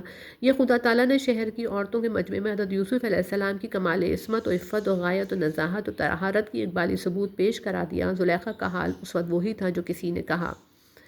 زلیخا کی اس گفتگو میں کچھ تو عورتوں پر اپنی معذوری اور نامرادی کا اظہار تھا تاکہ ان کی ہمدردی حاصل کر سکے، اور کچھ یوسف علیہ السلام کو تحکمانہ دھمکیوں سے مروب کرنا تھا کہ خوفزدہ ہو کر آئندہ اس کی مطلب براری پر آمادہ ہو جائیں۔ حالانکہ ان کا شکار کسنا شہود دام باز چین معلوم ہوتا ہے کہ زلیخا کا مایوسانہ غصہ اور مظلومانہ انداز بیان اس کی ہم جنسوں پر اثر کر گیا، یا پہلے ہی سے کچھ ملی بھگت ہوگی۔ بہرحال لکھا ہے کہ اب عورتوں نے یوسف کو سمجھانا شروع کیا کہ تم کو اپنی محسنہ اور سیدہ کا کہنا ماننا چاہیے، آخر اس غریب پر اتنا ظلم کیوں کرتے ہو؟ پھر یہ بھی سوچ لو کہ نافرمانی کا نتیجہ کیا ہوگا، خواہ مصیبت سر پر لینے سے کیا فائدہ۔ کہتے ہیں کہ بظاہر زبان سے وہ زلیخا کی سفارش کر رہی تھی، مگر دل ہر ایک کا یوسف کو اپنی طرف کھینچنا چاہتا تھا۔ یوسف نے جب دیکھا کہ یہ عورت بے طرح پیچھے پڑی ہے اور شیطان ہر طرف اپنا جال بچھانے لگا ہے تو نہایت عزم و استقلال اور پیغمبرانہ استقامت سے بارگاہ احدید میں درخواست کی کہ مجھے ان کے مکر و فریب سے بچائیے۔ اگر اس سلسلے میں قید ہونا پڑے تو میں قید کو ارتکاب معصیت پر ترجیح دیتا ہوں۔ اگر آپ میری دستگیری نہ فرمائیں گے تو ڈر ہے کہ بے عقل ہو کر ان کی ابلا فریبیوں کی طرف نہ جھک پڑوں۔ یہاں یوسف علیہ السلام کی زبانی یہ جتلا دیا کہ انبیاء کی عصمت بھی حق تعالیٰ کی دستگیری سے ہے، اور یہ کہ وہ اپنی عصمت پر مغرور نہیں ہوتے بلکہ عصمت کا جو منشا ہے حفاظت و سبانت الہی اس پر نظر رکھتے ہیں۔ یعنی ان کو عصمت و عفت پر پوری طرح ثابت قدم رکھا، کسی کا فریب چلنے نہ دیا، یعنی سب کی دعائیں سنتا ہے اور خبر رکھتا ہے۔ حضرت شاہ صاحب رحمۃ اللہ علیہ لکھتے ہیں ظاہر ہے معلوم ہوتا ہے کہ اپنے مانگے سے قید میں پڑے، لیکن اللہ تعالیٰ نے اتنا ہی قبول فرمایا کہ ان کا فریب دفع کر دیا، باقی قید ہونا تھا قسمت میں۔ آدمی کو چاہیے کہ گھبرا کر اپنے حق میں برائی نہ مانگے، پوری بھلائی مانگے، گو ہوگا وہی جو قسمت میں ہے۔ ترمذی میں ہے کہ ایک شخص کو حضور صلی اللہ علیہ وسلم نے یہ دعا مانگتے سنا، اے اللہ میں تجھ سے صبر مانگتا ہوں۔ آپ نے فرمایا تو نے اللہ سے بلا طلب کی کیونکہ صبر تو بلا پر ہوگا، بلا طلب کی کیونکہ صبر تو بلا پر ہوگا، اب تو اس سے عافیت مانگ۔ یعنی باوجود یہ کہ حضرت یوسف علیہ السلام کی برات و نزاہت کے بہت سے نشان دیکھ چکے تھے، پھر بھی ان کی مصلحت یہ ہوئی کہ یوسف علیہ السلام کو ایک مدت تک قید میں رکھا جائے تاکہ عام لوگ سمجھیں گے قصور یوسف ہی کا تھا۔ عورت بیچاری مفت میں بدنام ہوئی، گویا عورت نے قید کی جو دھمکی دی تھی اسے پورا کر کے چھوڑا۔ ان لوگوں کی غرض تو یہ ہوگی کہ عورت سے یہ بدنامی ظاہر ہونے سے ایک مدت سے یوسف اس کی نظر سے دور رہیں، اور عورت کا مطلب یہ ہوگا کہ شاید قید کی سختیاں اٹھا کر یوسف علیہ السلام کچھ نرم پڑ جائیں، اس طرح اپنا مطلب نکال سکوں۔ یعنی اسی زمانے میں دو نوجوان قیدی جیل خانہ میں لائے گئے، جن میں ایک بادشاہ مصر کا نان بھائی اور دوسرا ساقی شراب پلانے والا تھا۔ دونوں بادشاہ کو زہر دینے کے الزام میں ماخوذ تھے۔ قید خانہ میں یوسف علیہ السلام کی مروت و امانت اور راستگوئی، حسن اخلاق، کثرت و عبادت و معرفت، تعبیری اور ہمدردی خلائق کا چرچا تھا۔ یہ دونوں قیدی حضرت یوسف علیہ السلام سے بہت مانوس ہو گئے اور بڑی محبت کا اظہار کرنے لگے۔ ایک روز دونوں نے اپنا خواب بیان کیا۔ ساقی نے کہا میں خواب میں دیکھتا ہوں کہ بادشاہ کو شراب پلا رہا ہوں۔ نان بائی نے کہا کہ میرے سر پر کئی ٹوکرے ہیں جس میں سے پرندے نوچ کر کھا رہے ہیں۔ یوسف علیہ السلام کو بزرگ دیکھ کر تعبیر مانگی۔ یوسف علیہ السلام نے اول ان کو تسلی دی کہ بے شک خوابوں کی تعبیر تمہیں بہت جلد معلوم ہوا چاہتی ہے۔ روزمرہ جو کھانا تم کو ملتا ہے اس کے آنے سے پیشتر میں تعبیر بتلا کر فارغ ہو جاؤں گا، لیکن تعبیر خواب سے زیادہ ضروری اور مفید ایک چیز پہلے تم کو سناتا ہوں، وہ یہ کہ تعبیر وغیرہ کا یہ علم مجھ کو کہاں سے حاصل ہوا۔ سو یاد رکھو کہ میں کوئی پیشہ ور کاہن یا منجم نہیں، بلکہ میرے علم کا سرچشمہ وحی اور الہام ربانی ہے جو مجھ کو حق تعالیٰ نے اس کی بدولت عطا فرمایا کہ میں نے ہمیشہ سے کافروں اور باطل پرستوں کی دین و ملت کو چھوڑے رکھا اور اپنے مقدس آباء و اجداد حضرت ابراہیم علیہ السلام، حضرت اسحاق علیہ السلام، حضرت یعقوب علیہ السلام جیسے انبیاء و مرسلین کے دین توحید پر چلا اور ان کا حسنہ حسنہ اختیار کیا۔ ہمارا سب سے بڑا اور مقدم مطمع نظریہ یہی رہا کہ دنیا کی کسی چیز کو کسی درجے میں بھی خدا کا شریک نہ بنائے، نہ ذات میں، نہ صفات میں، نہ افعال میں، نہ ربوبیت و معبودیت میں، صرف اسی کے آگے جھکیں، اسی سے محبت کریں، اسی پر بھروسہ رکھیں اور اپنا جینا مرنا سب اسی ایک پروردگار کے حوالے کر دیں۔ بہرحال یوسف علیہ السلام نے موقع مناسب دیکھ کر نہایت مؤثر طرز میں ان قیدیوں کو ایمان و توحید کی طرف آنے کی ترغیب دی۔ پیغمبروں کا کام یہی ہوتا ہے کہ دعوت و تبلیغ حق کا کوئی مناسب موقع ہاتھ سے نہ جانا دیں۔ یوسف علیہ السلام نے دیکھا کہ ان قیدیوں کے دل میں میری طرف متوجہ اور مجھ سے مانوس ہیں، قید کی مصیبت میں گرفتار ہو کر شاید کچھ نرم بھی ہوئے ہوں گے۔ لاؤ ان حالات سے فرض تبلیغ کے ادا کرنے میں فائدہ اٹھائیں، اول ان کو دین کی باتیں سکھلائیں، پھر تعبیر بھی بتلا دیں گے۔ یہ تسلی پہلے کر دی کہ کھانے کے وقت تک تعبیر معلوم ہو جائے گی، تا وہ نصیحت سے اکتائیں نہیں۔ تنبیہ بہت مفسرین نے کہ یہ معنی یہ لیے ہیں کہ کبھی کھانا تمہارے پاس نہیں آتا ہے مگر میں آنے سے پہلے اس کی حقیقت پر تم کو مطلع کر دیا کرتا ہوں، یعنی آج کیا کھانا آئے گا، کس قسم کا ہوگا، پھر تعبیر بتلانا کیا مشکل ہے۔ گویا اول حضرت یوسف علیہ السلام نے معجزے کی طرف توجہ دلا کر انہیں اپنی نبوت کا یقین دلانا چاہا تاکہ آئندہ جو نصیحت کریں زیادہ مؤثر و وقف النفس ہو۔ اس تقدیر پر یوسف علیہ السلام کا یہ معجزہ ایسا ہی ہوگا جیسے حضرت مسیح علیہ السلام نے فرمایا تھا کہ مگر مترجم محقق نے پہلی تفسیر اختیار کی، واللہ اعلم۔ حضرت شاہ عبد القادر صاحب لکھتے ہیں حق تعالیٰ کی قید میں یہ حکمت رکھی کہ ان کا دل کافروں کی محبت سے، یعنی کافر جو ان کی محبت و مدارات کرتے تھے، اس سے ٹوٹا تو دل پر اللہ کا علم روشن ہوا۔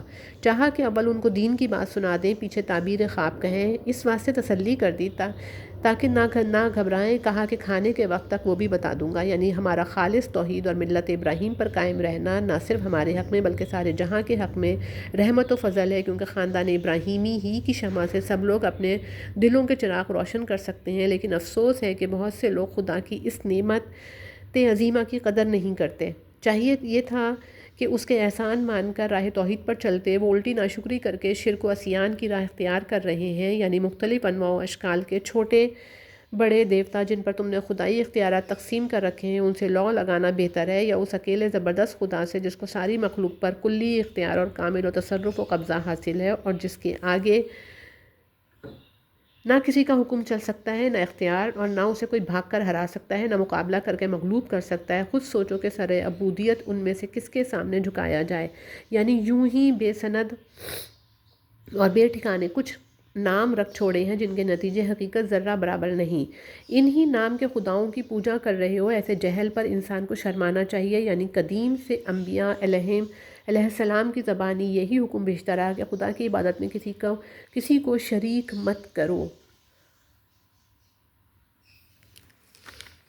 یعنی توحید خالص کے راستے میں ایچ پیچ کچھ نہیں، سیدھی اور صاف سڑک ہے جس پر چل کر آدمی بے کھٹکے خدا تک پہنچتا ہے۔ لیکن بہت لوگ حماقت یا تعصب سے ایسی سیدھی بات کو بھی نہیں سمجھتے۔ فرض تبلیغ ادا کرنے کے بعد یوسف علیہ السلام نے ان کے خوابوں کی تعبیر بیان فرمائی کہ جس نے خواب میں شراب پلاتے دیکھا، اس کی تعبیر یہ ہے کہ وہ بیداری میں بادشاہ کو شراب پلائے گا، اور جس نے سر سے جانوروں کو روٹیاں کھاتے دیکھا، اس کا مطلب یہ ہے کہ وہ سولی دیا جائے گا، پھر جانور اس کے سر سے نوچ کر کھائیں گے۔ قضاء و قدر کا فیصلہ یہی ہے جو کسی کے ٹل نہیں سکتا۔ جو بات تم پوچھتے تھے وہ میں نے بتلا دی، یہ بالکل طے شدہ امر ہے جس میں تخلف نہیں ہو سکتا۔ چنانچہ ایسا ہی ہوا۔ ساقی زہر خوانی کی تہمت سے بری ہو گیا اور خباز نانبائی کو جرم ثابت ہونے کی وجہ سے سزائے موت دی گئی۔ یہاں ظن و یقین کے معنی میں ہے جیسے الذین یظنون انہم ملاقو ربہم،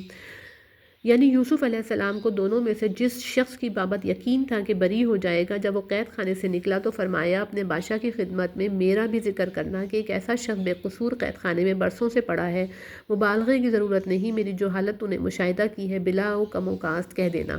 یعنی شیطان نے چھوٹنے والے قیدی کے دل میں مختلف خیالات و وسوسے ڈال کر ایسا غافل کیا کہ اسے بادشاہ کے سامنے اپنے محسن بزرگ یوسف علیہ السلام کا تذکرہ کرنا یاد ہی نہ رہا۔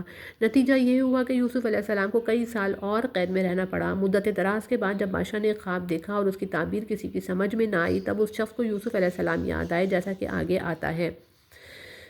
بھلانے کی نسبت شیطان کی طرف اس لیے کی گئی کہ وہ القائے وساوس وغیرہ کا ذریعہ ہے جو سبب بنتا ہے نسیان کا۔ حضرت موسیٰ کے رفیق سفر نے کہا تھا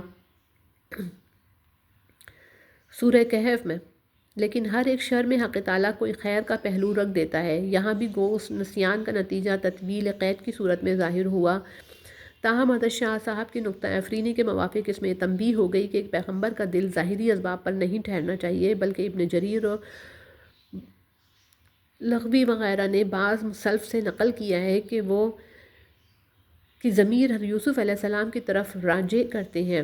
گویا کہنا ایک طرح کی غفلت تھی جو یوسف علیہ السلام کو عارض ہوئی۔ انہوں نے قیدی کو کہا کہ اپنے رب سے میرا ذکر کرنا، حالانکہ چاہیے تھا کہ سب ظاہری سہارے چھوڑ کر وہ خود اپنے رب سے فریاد کرتے۔ بے شک کشف شدائد کے وقت مخلوق سے ظاہری استعانت اور اسباب کی مباشرت مطلقاً حرام نہیں ہے، لیکن ابرار کی حسنات مقربین کی سیئات بن جاتی ہیں، جو بات عامۃ الناس بے کھٹکے کر سکتے ہیں۔ انبیاء علیہ السلام کے منصب عالی کے اعتبار سے وہی بات ایک قسم کی تقصیر بن جاتی ہے۔ امتحان و ابتلاء کے موقع پر انبیاء کی شان رفیع اسی کو مقتضی ہے کہ رخصت پر نظر نہ کریں، انتہائی عظیمت کی راہ چلیں۔ چونکہ حضرت یوسف علیہ السلام کا کہنا عظیمت کے خلاف تھا، اس لیے عتاب آمیز تنبیہ ہوئی کہ کئی سال تک مزید قید اٹھانی پڑی، اور اسی لیے انسان کی نسبت شیطان کی طرف کی گئی۔ واللہ اعلم بالصواب۔ زیادہ تفصیل روح المعافی میں ہے۔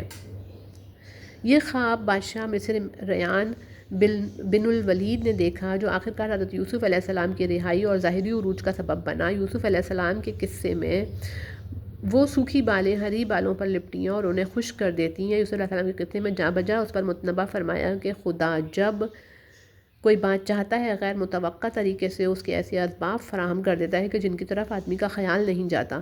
یعنی اگر اس فن میں کچھ مہارت رکھتے ہو تو میرے خواب کی تعبیر بتلاؤ۔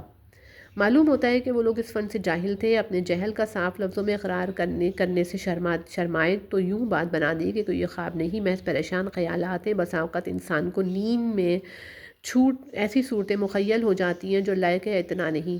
نہ ہم ایسے خوابوں کی تعبیر کا علم رکھتے ہیں کیونکہ وہ علم تعبیر و رؤیا کے اصول کے ماتحت نہیں ہوتے۔ اب خواب کے سلسلے میں ساقی کو جو قید سے چھوٹ کر آیا تھا، مدت کے بعد حضرت یوسف علیہ السلام یاد آئے۔ اس نے بادشاہ اور اہلیہ دربار سے کہا کہ اگر مجھے ذرا جانے کی اجازت دو تو میں اس خواب کی تعبیر لا سکتا ہوں۔ قید خانے میں ایک مقدس بزرگ فرشتہ صورت موجود ہیں جو فن تعبیر کا ماہر ہے، ممکن ہے اسے اپنے خواب کا قصہ بھی ذکر کیا ہو، میں تعبیر لینے کے لیے اس کی خدمت میں حاضر ہوتا ہوں۔ چنانچہ اجازت دی گئی، اس نے یوسف علیہ السلام کی خدمت میں حاضر ہو کر وہ عرض کیا جو آگے آتا ہے۔ کہنے سے غرض یہ تھی کہ آپ مجسم سچ ہیں، جو بات کبھی آپ کی زبان سے نکلی سچ ہو کر رہی، امید ہے جو تعبیر اس خواب کی دیں گے ہو بہو پوری ہو کر رہے گی۔ یہ لفظ بتلا رہے کہ انبیاء علیہ السلام کے صدق و دیانت کا نقش کس طرح عام و خاص کے قلوب پر بیٹھ جاتا ہے۔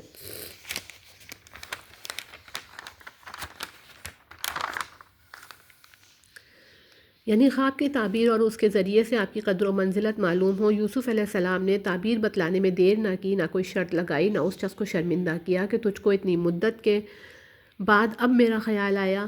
اس سے انبیاء علیہ السلام کے اخلاق و مروت کا اندازہ ہوتا ہے۔ پھر وہ صرف خواب کی تعبیر مانگتا تھا۔ آپ نے 3 چیزیں عطا فرمائی: تعبیر، تدبیر و تبشیر۔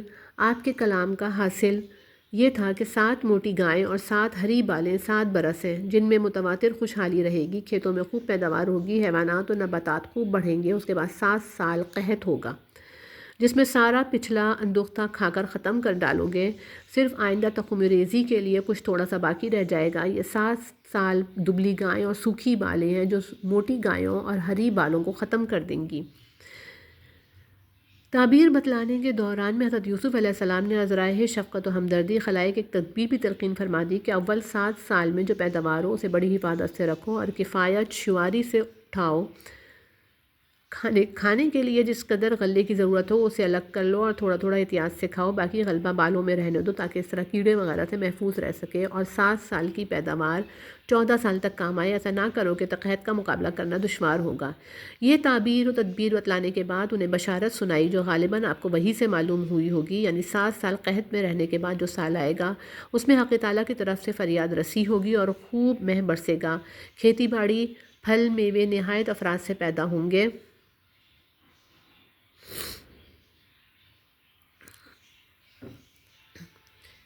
جانوروں کے تھن دودھ سے بھر جائیں گے، انگور وغیرہ، اور خوب مہ برسے گا، کھیتی باڑی، پھل میوے نہایت افراد سے پیدا ہوں گے، جانوروں کے تھن دودھ سے بھر جائیں گے، انگور وغیرہ نچوڑنے کے قابل چیزوں سے لوگ شراب کشید کریں گے۔ یہ آخری بات سائل کے حسب حال فرمائی کیونکہ وہ یہی کام کرتا تھا۔ بادشاہ کچھ دیر تو پہلے ہی ساقی کے تذکرے سے حضرت یوسف علیہ السلام کا معتقد ہو گیا تھا، اب جو ایسی موضوع و دل نشین تعبیر اور رعایا کی ہمدردی کی تدبیر سنی تو ان کے علم و فضل، عقل و دانش اور حسن اخلاق کا سکہ اس کے دل میں بیٹھ گیا۔ فوراً حکم دیا کہ ایسے شخص کو میرے پاس لاؤ تا اس کی زیارت سے بہرہ اندوز ہوں اور اس کے مرتبہ اور قابلیت کے موافق عزت کروں۔ قاصد پیام شاہی لے کر حضرت یوسف علیہ السلام کی خدمت میں حاضر ہوا، مگر یوسف علیہ السلام کی نظر میں اپنی دینی و اخلاقی پوزیشن کی برتری اور صفائی اعلیٰ دنوی و عزت و وجاہت سے زیادہ مہم تھی۔ آپ جانتے تھے کہ پیغمبر خدا کی نسبت لوگوں کی ادنیٰ بدگمانی بھی ہدایت و ارشاد کے کام میں بڑی بھاری رکاوٹ ہے۔ اگر آج میں بادشاہی فرمان کے موافق چپ چپاتے قید خانے سے نکل گیا اور جس جھوٹی تہمت کے سلسلے میں سالہ سال قید و بند کی مصائب اٹھائیں اس کا قطعی طور پر استحصال نہ ہوا، تو بہت ممکن ہے کہ بہت سے نوافق لوگ میری عصمت کے متعلق تردد اور شبہ میں پڑے رہ جائیں اور حاسدین کچھ زمانے کے بعد انہی بے اصل اثرات سے فائدہ اٹھا کر کوئی اور منصوبہ میرے خلاف کھڑا کر دیں۔ ان مسائل پر نظر کرتے ہوئے آپ نے حکم شاہی کے امتثال میں جلدی نہ کی بلکہ نہایت صبر و استقلال کا مظاہرہ کرتے ہوئے قاصد کو کہا کہ تو اپنے مالک بادشاہ سے واپس جا کر دریافت کر کہ تجھ کو ان عورتوں کے قصے کی کچھ حقیقت معلوم ہے جنہوں نے دعوت کے موقع پر اپنے ہاتھ کاٹ لیے تھے۔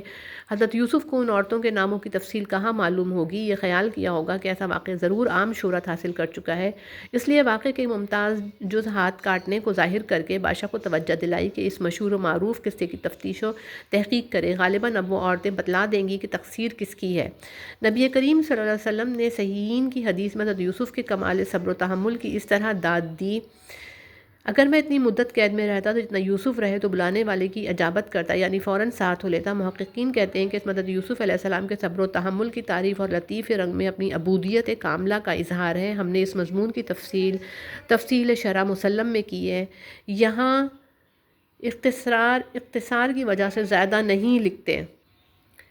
حضرت یوسف علیہ السلام نے سب کا فریب فرمایا اور اس واسطے کا ایک فریب یہ تھا کہ سب اس کی مددگار تھی، اور اصل فریب والی کا نام شاید حق کی وجہ سے نہیں لیا، حیا کی وجہ سے گول مول فرمایا، کیونکہ جانتے تھے کہ اصل حقیقت آخر کھل کر رہے گی۔ بادشاہ نے دریافت کرنے کا ایسا عنوان اختیار کیا گویا وہ پہلے سے خبر رکھتا ہے، تا یہ دیکھ کر انہیں جھوٹ بولنے کی ہمت نہ ہو۔ نیز یوسف علیہ السلام کی استقامت و صبر کا اثر پڑا ہوگا کہ بدون اظہار برات کے جیل سے نکلنا گوارا نہیں کرتے، اور یہ کہہ کر ان کے قید کا اظہار فرما رہے ہیں۔ ادھر ساقی وغیرہ نے واقعات سنائے ہوں گے، ان سے بھی یوسف کی نزاہت اور عورتوں کے مقائد کی تائید ملی ہوگی۔ سب عورتوں کی متفقہ شہادت کے بعد خود زلیخا نے بھی صاف اقرار کر لیا کہ قصور میرا ہے، یوسف علیہ السلام بالکل سچے ہیں، بے شک میں نے ان کو اپنی جانب مائل کرنا چاہا تھا، لیکن وہ ایسے کاہے کو تھے کہ میرے داؤ میں آ جاتے۔ یعنی اتنی تحقیق و تفتیش اس لیے کرائی کہ پیغمبرانہ عصمت و دیانت بالکل آشکارا ہو جائے اور لوگ معلوم کر لیں کہ خائنوں اور دغابازوں کا فریب اللہ چلنے نہیں دیتا۔ چنانچہ عورتوں کا فریب نہ چلا، آخر حق حق ہو کر رہا۔ چونکہ حضرت یوسف علیہ السلام نے اپنی برات پر بہت زیادہ زور دیا، ممکن تھا کہ کوئی سطحی آدمی اس سے فخر و ناز اور غرور و اعجاب کا شبہ کرنے لگتا، اس لیے اپنی نزاہت کی حقیقت کھول دی کہ میں کوئی شیخی نہیں مارتا، نہ پاکے کے صاف رہنے میں اپنے نفس پر بھروسہ کر سکتا ہوں، محض خدا کی رحمت و عنایت ہے جو کسی نفس کو برائی سے روکتی ہے، یہی رحمت خصوصی و عصمت انبیاء علیہ السلام کی کفیل و ضامن ہے، ورنہ نفس انسانی کا کام عموماً برائی کی ترغیب دینا تھا۔ خدا تعالیٰ کی خصوصی توفیق و دستگیری نہ ہوتی تو میرا نفس بھی میرے دوسرے نفوس بشریہ کی طرح ہوتا۔ ان ربی غفور الرحیم سے اشارہ کر دیا کہ نفس امارہ جب توبہ کر کے لوامہ بن جائے تو خدا اس کی پچھلی تقصیرات معاف فرما دیتا ہے، بلکہ رفتہ رفتہ اپنی مہربانی سے نفس سے مطمئنہ کے درجے تک پہنچا دیتا ہے۔ حافظ ابن تمیم رحمۃ اللہ علیہ اور ابن کثیر رحمۃ اللہ علیہ وغیرہ نے تک زلیخا کا مقولہ قرار دیا ہے کا اقرار کر کے کہا، میں اس اقرار و اعتراف سے عزیز کو یہ معلوم کرانا ہے کہ میں نے اس کی پیٹھ پیچھے کوئی بڑی خیانت نہیں کی، بے شک یوسف علیہ السلام کو پھسلانا چاہا تھا، مگر میری مراد و دت ان پر کارگر نہیں ہوئی۔ اگر میں نے مزید خیانت کی ہوتی تو ضرور اس کا پردہ فاش ہو کر رہتا، کیونکہ خدا خائنوں کے مکر و فریب کو چلنے نہیں دیتا۔ ہاں، میں اپنے نفس کو بری نہیں کرتی، جتنی غلطی مجھ سے ہوئی اس کا اقرار کر رہی ہوں، دوسرے آدمیوں کی طرح نفس کی شرارتوں سے میں بھی پاک نہیں۔ ان سے تو یوسف علیہ السلام جیسا پاک باز انسان ہی محفوظ رہ سکتا ہے جس پر خدا کی خاص مہربانی اور رحمت ہے۔ ابو حیان نے بھی اس کو زلیخا کا مقولہ قرار دیا ہے، لیکن کی ضمیریں بجائے عزیز کے یوسف کی طرف راجع کی ہیں، یعنی اپنی خطا کا صاف اقرار اس لیے کرتی ہوں کہ یوسف کو معلوم ہو جائے کہ میں نے اس کی عدم موجودگی میں کوئی غلط بات نہیں کہی، نہ اپنے جرم کو ان کی طرف منسوب کیا۔ واللہ عالم، یعنی میرا مشیر خاص رہے گا۔ کچھ پہلے سے معتقد ہو چکا تھا، بالمشافہ باتیں سن کر بالکل ہی گرویدہ ہو گیا اور حکم دے دیا کہ آج سے آپ ہمارے پاس نہایت معزز و معتبر ہو کر رہیں گے۔ حضرت شاہ صاحب رحمۃ اللہ علیہ لکھتے ہیں کہ اب عزیز کا علاقہ موقوف کیا، اپنی صحبت میں رکھا، یعنی دولت کی حفاظت بھی پوری کروں گا اور اس کی آمد و خرچ کے ذرائع اور حساب و کتاب سے خوب واقف ہوں۔ یوسف علیہ السلام نے خود درخواست کر کے مالیات کا کام اپنے سر لیا، تا اس ذریعے سے عامہ خلائق کو پورا نفس پہنچا سکیں، خصوصاً آنے والے خوفناک قحط میں نہایت خوش انتظامی سے مخلوق کی خبر گیری اور حکومت کی مالی حالت کو مضبوط رکھ سکیں۔ اس سے ظاہر ہوتا ہے کہ انبیاء علیہ السلام دنیا کی عقل بھی کامل رکھتے تھے، اور یہ کہ ہمدردی و خلائق کے لیے مالیات کے قصوں میں پڑھنا شان نبوت یا بزرگی کے خلاف نہیں سمجھتے۔ نیز ایک آدمی اگر نیک نیتی سے یہ سمجھے کہ فلاں منصب کا میں اہل ہوں اور دوسری طرف سے یہ کام اچھی طرح بننا پڑے گا، تو مسلمانوں کی خیر طلبی اور نفع رسانی کی غرض سے اس کی خواہش یا درخواست کر سکتا ہے، اور اگر حسب ضرورت اپنے بعض خصال حسنہ اور اوصاف حمیدہ کا تذکرہ کرنا پڑے تو یہ ناجائز مدح سرائی میں داخل نہیں۔ عبد الرحمن بن سمرہ کی ایک حدیث سے معلوم ہوتا ہے کہ جو شخص اسقط امارت طلب کرے تو اس کا بار اسی کے کندھوں پر ڈال دیا جاتا ہے، غیبی اعانت مددگار نہیں ہوتی۔ یہ اس وقت ہے جب طلب کرنا محض نفس پروری اور جاہ پسندی وغیرہ اغراض کی بنا پر ہو۔ واللہ عالم، جہاں چاہتے اترتے اور جو چاہتے تصرف کرتے۔ گویا ریان بن الولید برائے نام بادشاہ تھا، حقیقت میں یوسف علیہ السلام بادشاہی کر رہے تھے اور عزیز کہہ کر پکارے جاتے تھے۔ جیسا کہ آگے آئے گا، بعض علماء نے لکھا ہے کہ بادشاہ آپ کے ہاتھ پر مسلمان ہو گیا، یعنی دوسری زمانے میں عزیز مصر کا انتقال ہوا تو اس کی عورت زلیخا نے آپ سے شادی کر لی۔ واللہ علم، محدثین اس پر اعتماد نہیں کرتے۔ جو بھلائی اور نیکی کا راستہ اختیار کرے خدا اس کو دنیا میں بھی میٹھا پھل دیتا ہے، خواہ ثروت و حکمت یا لذت عیش، حیات طیبہ اور غنائے قلبی۔ حضرت یوسف کو یہ سب چیزیں عنایت فرمائی۔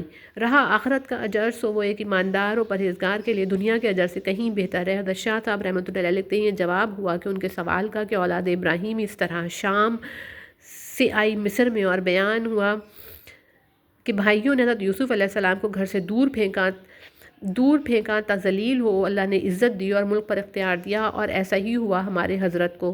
موضع القرآن میں ہے کہ جب حضرت یوسف علیہ السلام ملک مصر پر مختار ہوئے، خواب کے موافق 7 برس خوب آبادی کی اور ملک کے اناج بھرتے گئے، پھر 7 برس کے قحط میں ایک بھاؤ میانہ باندھ کر بکوایا، اپنے ملک والوں کو اور پردیسیوں کو، سب کو برابر، مگر پردیسی کو ایک اونٹ سے زیادہ نہ دیتے تھے۔ اس میں خلق بچی قحط سے اور خزانہ بادشاہ کا بھر گیا۔ ہر طرف خبر تھی کہ مصر میں اناج سستا ہے۔ ان کے بھائی خریدنے کی غرض سے آئے، ان کے تن و توش، حیات و وضاقتہ میں چندہ تغیر نہ ہوا تھا۔ ادھر حضرت یوسف علیہ السلام برابر اپنے باپ بھائیوں کا تفقد کرتے رہے ہوں گے، اور وہاں پہنچنے پر ان کا نام و نشان بھی دریافت کر لیا ہوگا، جیسا کہ سلاطین و اعیان سے ملاقات کرنے میں عموماً ہوا کرتا ہے۔ چنانچہ بعض تفاسیر میں کہ انہوں نے یوسف علیہ السلام سے اپنا نام و نسب وغیرہ بیان کیا۔ ہاں، یوسف علیہ السلام جدائی کے وقت چونکہ بہت چھوٹے تھے اور بھائیوں کا پہلے سے ادھر خیال بھی نہ تھا، نہ بادشاہوں کی یا عام آدمیوں کی جرات ہو سکتی تھی کہ ان کا نام و نسب وغیرہ دریافت کریں، اس لیے وہ یوسف کو نہ پہچان سکے۔ حضرت یوسف علیہ السلام نے اپنے بھائیوں کی خوب مدارت اور مہمانداری کی، ایک اونٹ فی کس غلہ دیا۔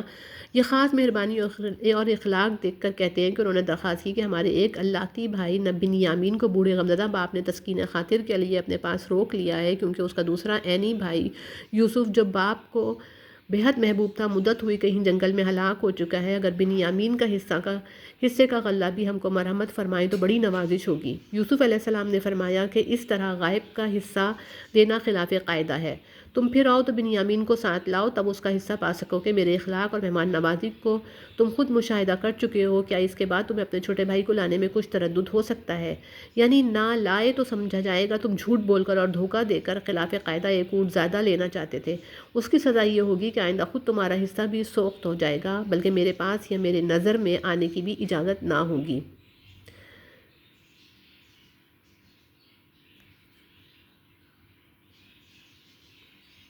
یعنی باپ سے اس کا جدا کرنا سخت مشکل کام ہے، تاہم ہماری یہ کوشش ہوگی کہ باپ کو کسی تدبیر سے راضی کر لیں۔ امید ہے کہ کسی نہ کسی طرح ہم اپنے مقصد میں کامیاب ہوں گے۔ یعنی جو پونجی دے کر غلہ خریدا تھا، حکم دیا کہ وہ بھی خفیہ طور پر ان کے اسباب میں رکھ دو، تاکہ گھر پہنچ کر جب اسباب کھولیں اور دیکھیں کہ غلے کے ساتھ قیمت بھی واپس دے دی گئی ہے، تو دوبارہ ادھر آنے کی ترغیب مزید ہو کہ ایسے کریم بادشاہ کہاں ملتے ہیں، اور ممکن ہے قیمت نہ موجود ہونے کی بنا پر دوبارہ آنے سے مجبور رہیں، اس لیے قیمت واپس کر دی۔ بعض نے کہا یوسف علیہ السلام نے بھائیوں سے قیمت لینا مروت و کرم کے خلاف سمجھا، یعنی یوسف کی طرح اس کے متعلق کچھ تردد نہ کیجیے، اب ہم چوکنے ہو گئے ہیں، پوری طرح حفاظت کریں گے۔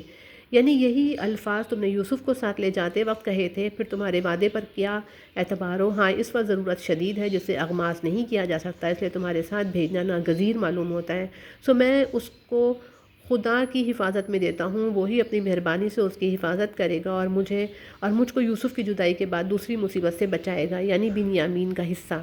یعنی ایسی آسان بھرتی کو چھوڑنا نہیں چاہیے، جس طرح ہو بنیامین کو ہمارے ساتھ بھیج دیجیے۔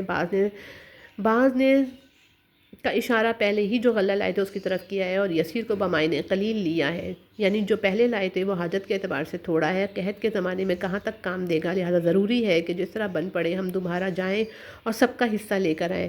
یعنی اگر تقدیر الہی سے کوئی ایسا حادثہ پیش آ جائے جس میں تم سب گھر جاؤ اور نکلنے کی کوئی سبیل نہ رہے، تب تو میں کیا کہہ سکتا ہوں؟ ہاں، اپنے مقدور اور زندگی بھر بنیامین کی حفاظت میں کوتاہی نہ کرو گے۔ یہ پختہ عہد و پیمان اور قسمیں لے کر زیادہ تاکید و اہتمام کے طور پر فرمایا، یعنی جو کچھ عہد و پیمان ہم اس وقت کر رہے ہیں وہ سب خدا کے سپرد ہیں، اگر کسی نے خیانت و بدعہدی کی وہی سزا دے گا، یا یہ کہ قول و قرار تو اپنے مقدور کے موافق پختہ کر رہے ہیں، لیکن ان باتوں سے جو مقصد اصلی ہے وہ خدا کی حفاظت و نگہبانی سے ہی پورا ہو سکتا ہے۔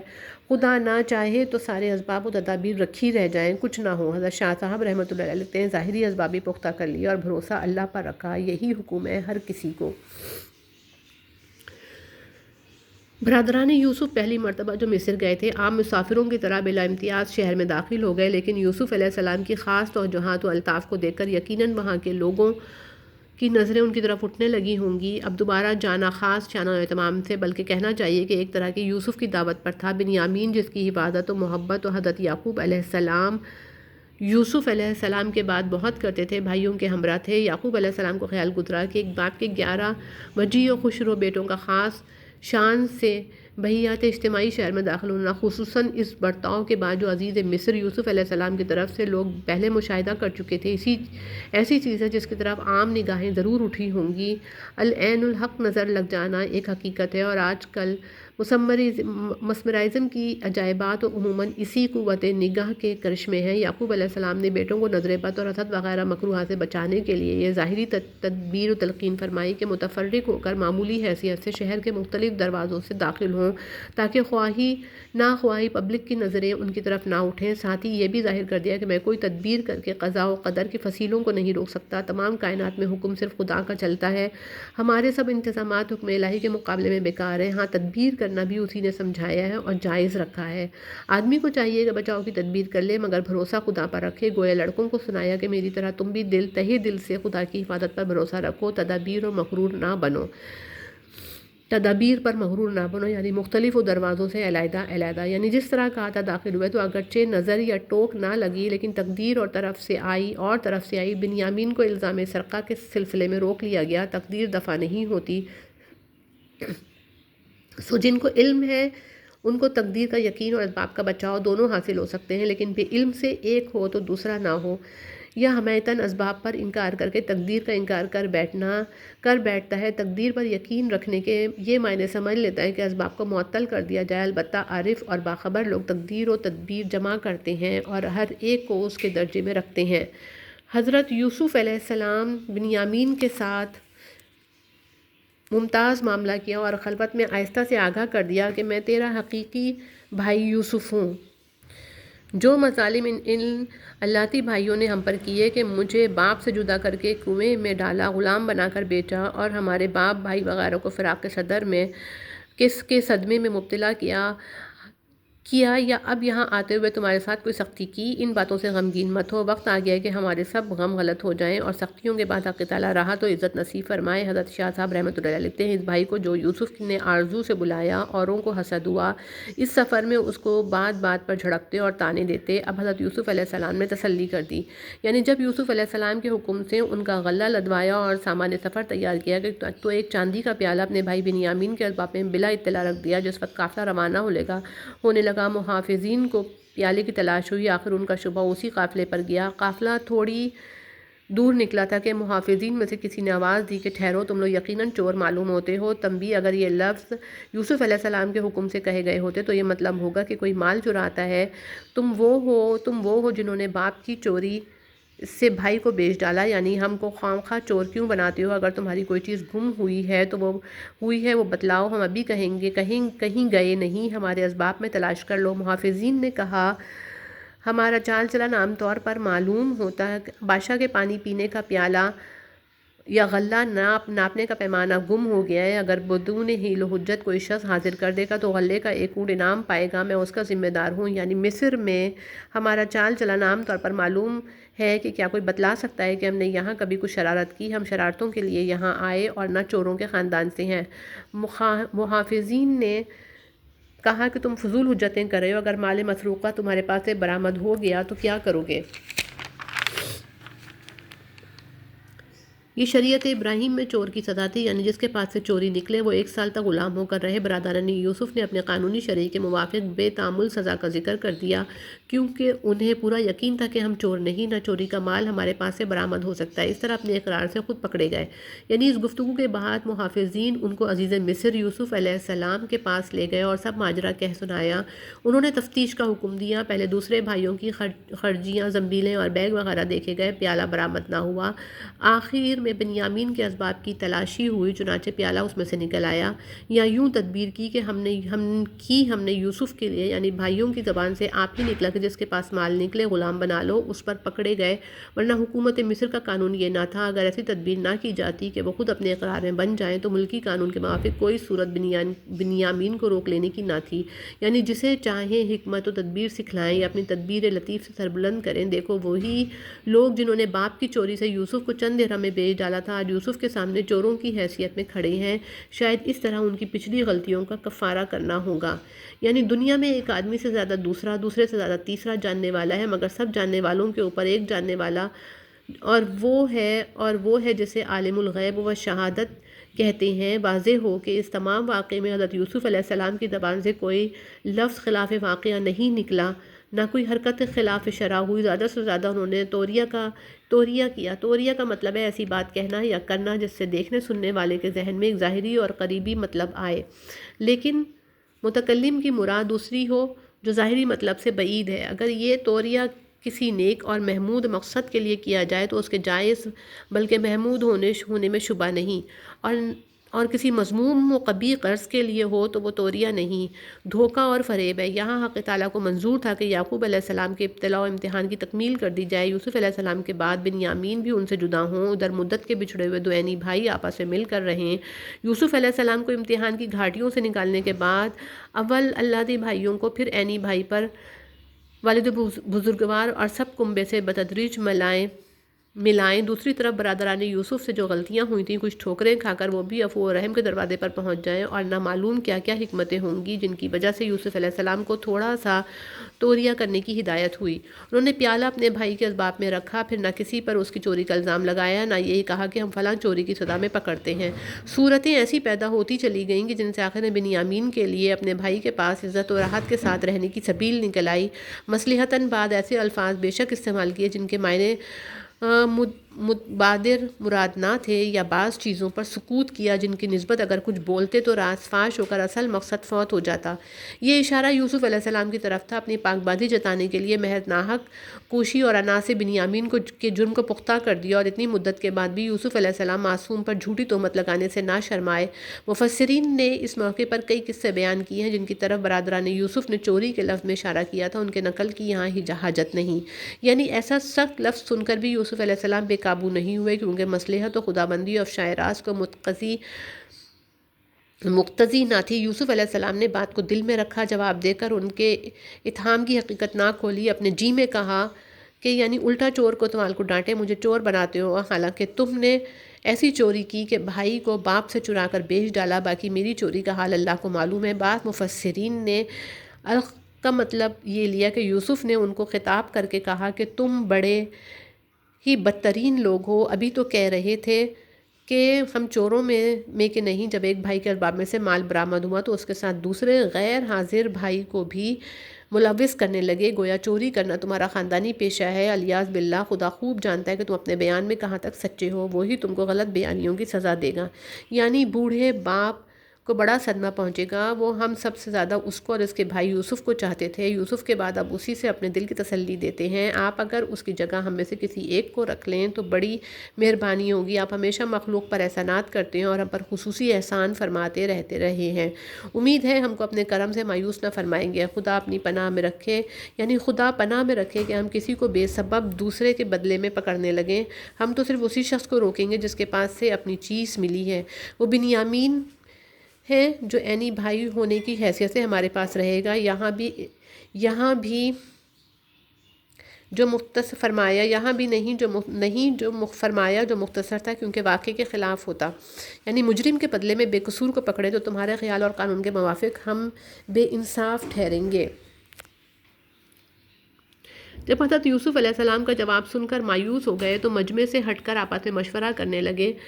اکثروں کی رائے ہوئی کہ وطن سے واپس جانا چاہیے۔ ان میں جو عمر یا عقل وغیرہ کے اعتبار سے بڑا تھا، اس نے کہا کہ باپ کے سامنے ہم کیا منہ لے کر جائیں گے، جو عہد ہم سے لیا تھا اس کا کیا جواب دیں گے۔ ایک تقصیر تو پہلے یوسف علیہ السلام کے معاملے میں کر چکے ہیں، جس کا اثر آج تک موجود ہے۔ بنیامین کو چھوڑ کر سب کا چلا جانا سخت بے حمیتی ہوگی۔ سو واضح رہے کہ بندہ تو کسی حال یہاں سے ٹلنے والا نہیں، الا یہ کہ خود والد بزرگوار مجھ کو یہاں سے چلے جانے کا حکم دیں، یا اس درمیان میں قدرت کی طرف سے کوئی فیصلہ ہو جائے، مثلا تقدیر سے میں یہیں مر جاؤں یا کسی تدبیر سے بنیامین کو چھڑا لوں۔ یہ کہنے والا غالباً وہی بھائی تھا جس نے یوسف علیہ السلام کے معاملے میں بھی نرم مشورہ دیا تھا، یعنی مجھے چھوڑ دو اور تم سب جا کر باپ سے عرض کرو کہ ایسا واقعہ پیش آیا جس کی کوئی توقع نہ تھی۔ حضرت شاہ صاحب رحمۃ اللہ علیہ، یعنی تم کو قول دیا تھا اپنی دانست پر یہ کیا خبر تھی کہ بنیامین چوری کر کے پکڑا جائے گا، یا ہم نے چور کو پکڑ رکھنا بتایا اپنے دین کے موافق؟ یہ نہ معلوم تھا کہ بھائی چور ہے، یعنی آپ معتبر آدمی بھیج کر اس بستی والوں سے تحقیق کر لیں جہاں یہ واقعہ پیش آیا، نیز دوسرے قافلے والوں سے دریافت فرما لیں جو ہمارے ساتھ رہے اور واپس آئے ہیں۔ آپ کو ثابت ہو جائے گا کہ ہم اپنے بیان میں بالکل سچے ہیں۔ پہلی بار کی بے اعتباری سے اس مرتبہ بھی یعقوب علیہ السلام نے بیٹوں کا اعتبار نہ کیا، لیکن نبی کا کلام جھوٹ نہیں، بیٹوں کی بنائی بات تھی۔ حضرت یوسف علیہ السلام بھی بیٹے تھے، گویا لک کا خطاب جن سے ابنا کی طرف ہوا، واللہ عالم۔ بعد مفسرین نے مطلب یہ لیا کہ تم یہاں سے حفاظت کے وعدے کر کے اصرار کے ساتھ لے گئے، وہاں پہنچ کر اتنا بھی نہ کہا کہ اس کے اسباب میں سے پیالہ برآمد ہونے سے چوری کیسے ثابت ہو گئی، شاید کسی اور نے چھپا دیا ہو۔ مدافعت تو کیا کرتے، یہ کہہ کر پہلے اس کے بھائی نے بھی چوری کی تھی، اس کے جرم کو پختہ کر دیا، تمہارے دل میں کھوٹ نہ ہوتا تو یہ طرز عمل اختیار نہ کرتے، اب باتیں بنانے کے لیے آئے ہو۔ بہرحال میں تو اس پر بھی صبر ہی کروں گا، کوئی حرف شکایت زبان پر نہ لاؤں گا۔ خدا کی قدرت و رحمت سے کیا بعید ہے کہ یوسف بنیامین اور وہ بھائی جو بنیامین کی وجہ سے رہ گیا سب کو میرے پاس جمع کر دے، وہ سب کے احوال سے خبردار ہے اور ہر ایک کے ساتھ اپنی حکمت کے موافق معاملہ کرتا ہے۔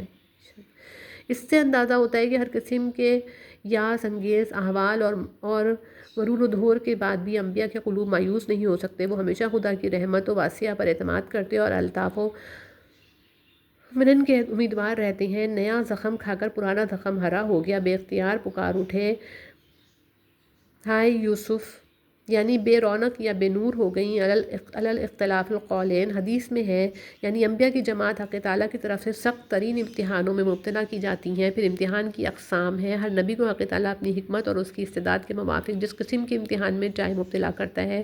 یعقوب علیہ السلام کے قلب میں یوسف علیہ السلام کی فوق العادت محبت ڈال دی، پھر ایسے محبوب اور ہونہار بیٹے کو جو خاندان ابراہیم کا چشم و چراغ تھا ایسے دردناک طریقے سے جدا کیا گیا۔ غمزدہ اور زخم خوردہ یعقوب کے جگر کو اس روح فرسا صدمے نے کھا لیا۔ وہ کسی مخلوق کے سامنے حرف شکایت زبان پر لاتے تھے، نہ کسی سے انتقام لیتے، نہ غصہ نکالتے، غم کی بات منہ سے نہ نکلتی، ہاں جب اپنے بھائی کو بہت گھونٹتے تو دل کا بخار آنکھوں کی راہ سے ٹپک پڑتا۔ 20 برس تک چشم گریاں اور سینہ پریاں کے باوجود ادائے فرائض حقوق میں کوئی خلل نہ پڑنے دیا۔ ان کا دل جتنا یوسف کے فراق میں روتا تھا اتنا ہی خدا کے حضور میں زیادہ گڑ گڑاتا تھا۔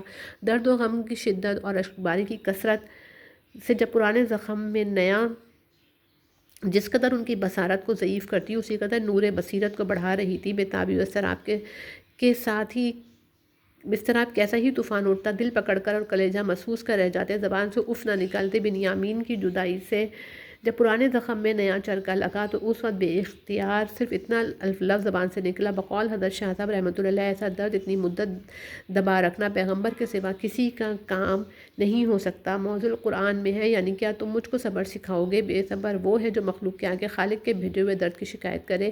میں تو اسی سے کہتا ہوں جس نے درد دیا، اور یہ بھی جانتا ہوں کہ یوسف زندہ ہے، ضرور ملے گا اور اس کا خواب پورا ہو کر رہے گا۔ یہ مجھ پر آزمائش ہے، دیکھوں کس حد پر پہنچ کر بس ہو۔ یعنی حق تعالیٰ کی مہربانی اور فیض سے ناامید ہونا کافروں کا شیوا ہے، جنہیں اس کی رحمت و واسعہ اور قدرت کاملہ کی صحیح معرفت نہیں ہوتی۔ ایک مسلمان کا کام یہ ہے کہ اگر پہاڑ کی چٹانوں اور سمندر کی موجوں کے برابر مایوس کن حالات پیش آئیں تب بھی خدا کی رحمت کا امیدوار رہے اور امکانی کوشش میں پست ہمتی نہ دکھلائے۔ جاؤ کوشش کر کے یوسف کا کھوج لگاؤ اور اس کے بھائی بنیامین کے چھڑانے کا کوئی ذریعہ تلاش کرو۔ کچھ بعید نہیں کہ حق تعالیٰ ہم سب کو پھر جمع کر دے۔ تیسرے بھائی کا ذکر شاید اس لیے نہیں کیا کہ وہ با اختیار خود محض بنیامین کی وجہ سے رکا ہے، بنیامین چھوٹ جائے تو وہ کیوں پڑا رہے گا۔ باپ کے فرمانے پر مصر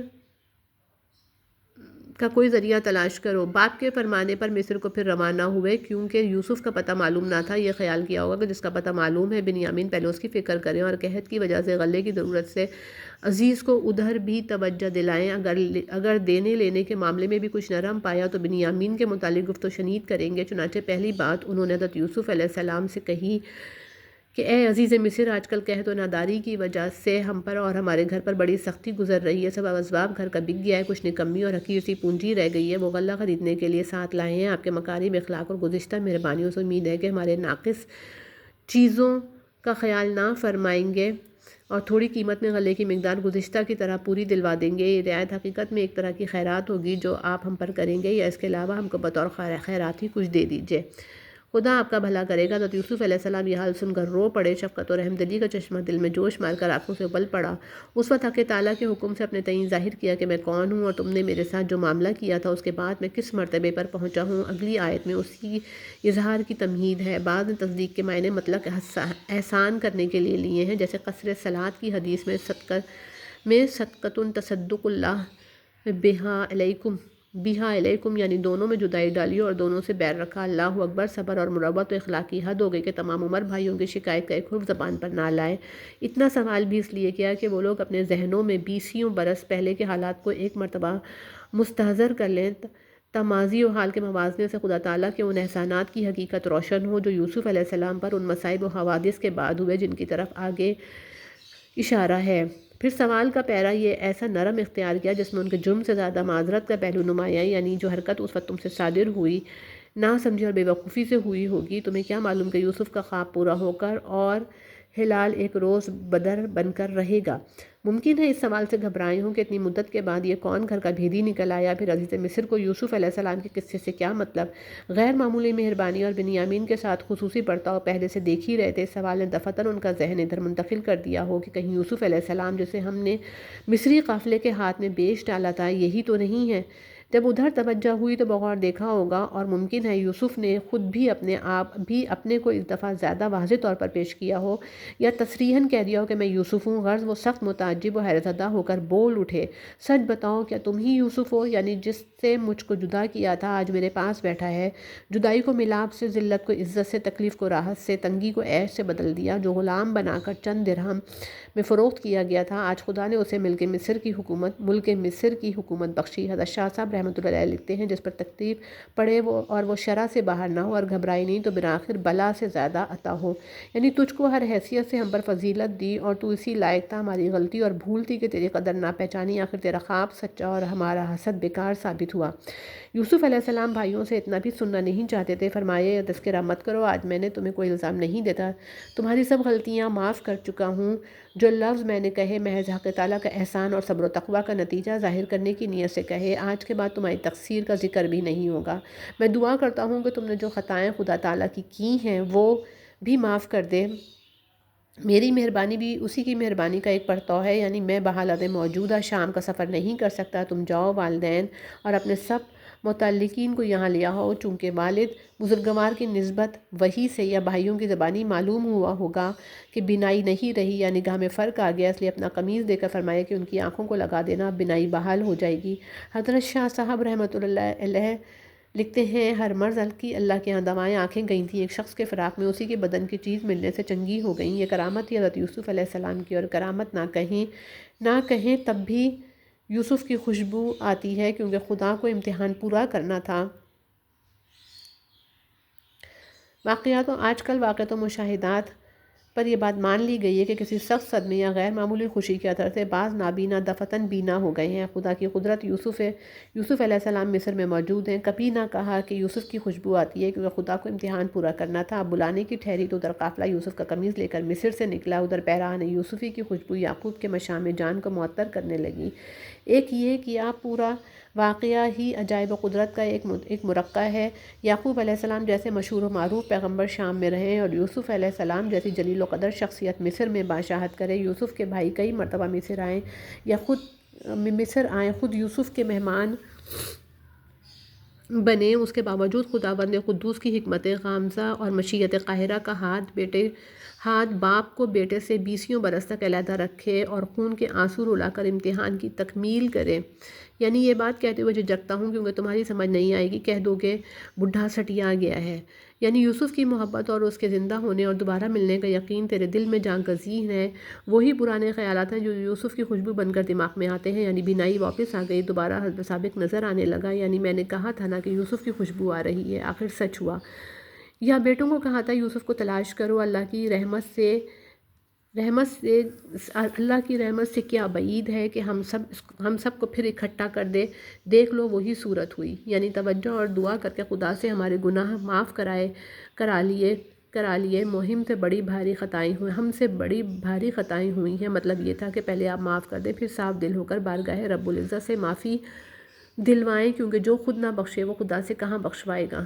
یعنی قبول کی گھڑی آنے دو، اس وقت اپنے مہربان خدا کے آگے تمہارے لیے ہاتھ اٹھاؤں گا۔ کہتے ہیں جمعے کی شب یا تہجد کے وقت کا انتظار تھا، شہر سے باہر استقبال کو نکلے، ماں باپ کو اپنے قریب جگہ دی۔ اس میں مفسرین کا اختلاف ہے کہ بعض کا قول ہے کہ حضرت یوسف علیہ السلام کی والدہ پیشتر وفات پا چکی تھیں، جیسا کہ سابق فوائد میں گزر چکا ہے، خالہ کا ذکر ہے، اور بعض کہتے ہیں کہ والدہ حیات تھیں اور حضرت یعقوب علیہ السلام کے ساتھ میں سے تشریف لائیں تھیں۔ سب کو فرمایا شہر میں چلو، قحط وغیرہ کا کچھ اندیشہ مت کرو، انشاءاللہ بالکل دل جمعی اور راحت و اطمینان سے رہو گے۔ بعض مفسرین کہتے ہیں کہ الفاظ شہر میں پہنچ کر کہے گویا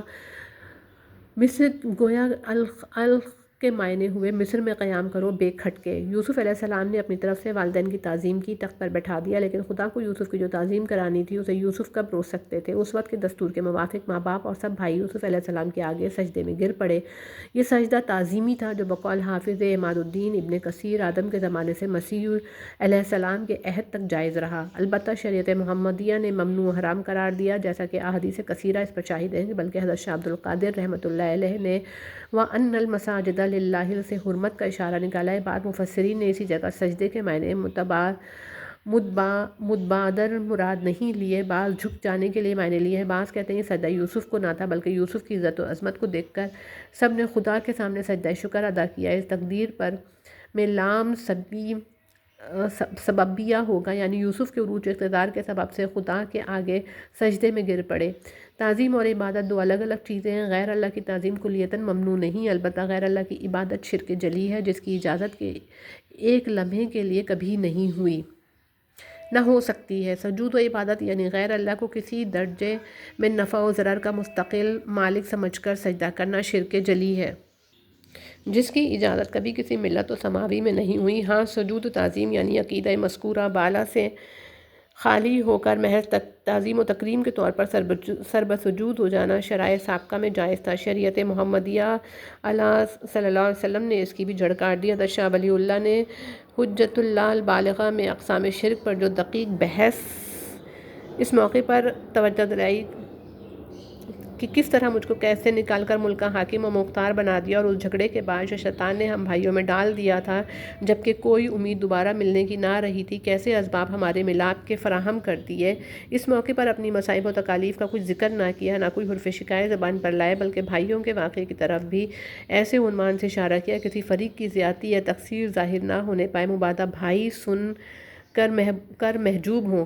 اللہ اکبر! یہ اخلاق پیغمبروں کے سوا کس میں ہوتے ہیں؟ اسی صورت کے پہلے رکوع میں تعویل الاحادیث کی تفسیر گزر چکی۔ یا تو لقاء اللہ کے شوق میں فی الحال موت کی تمنا کی، یا یہ مطلب کہ جب کبھی موت آئے اسلام یعنی کامل تسلیم و رضا پر آئے۔ حدیث میں آیا کہ کوئی شخص کسی مصیبت اور تکلیف سے گھبرا کر موت کی تمنا نہ کرے سے مفہوم ہوتا ہے کہ جب لقاء اللہ یا اور کسی غرض سوالے کی وجہ سے موت کی تمنا کر سکتا ہے، جیسے ساحرین فرعون نے دعا کی تھی ربنا افرغ لنا صبرا وتوفنا مسلمین، یا حضرت مریم نے کہا تھا کہ ماس کی حدیث میں آیا ہے، میں کی حدیث میں ہے اور مسند احمد میں حدیث ہے، یکرہ الموت۔ حضرت علی نے ہجوم فتن کے وقت دعا کی۔ امام بخاری کو جب امیر خراسان کے ساتھ جھگڑا پیش آیا تو یہ دعا کرنا پڑی۔ حدیث میں ہے کہ خروج دجال کے بعد ایک شخص کسی قبر پر گزرے گا اور فتنہ زلازل کو دیکھ کر کہے گا کاش کہ میں تیری جگہ ہوتا۔ یہ لفظ ایسے ہے جیسا کہ نبی کریم صلی اللہ علیہ وسلم مرض الموت میں فرماتے تھے۔ حضرت شاہ صاحب رحمۃ اللہ علیہ لکھتے ہیں علم کامل پایا اور دولت کامل پائی، اب شوق ہوا اپنے باپ دادا کے مراتب کا، گویا الحقنی بالصالحین سے غرض یہ ہوئی کہ میرا مرتبہ اسحاق و ابراہیم کے مراتب سے ملا دے۔ حضرت یعقوب علیہ السلام کی زندگی تک ملکی انتظامات میں رہے، ان کی وفات کے بعد اپنے اختیار سے چھوڑ دیا۔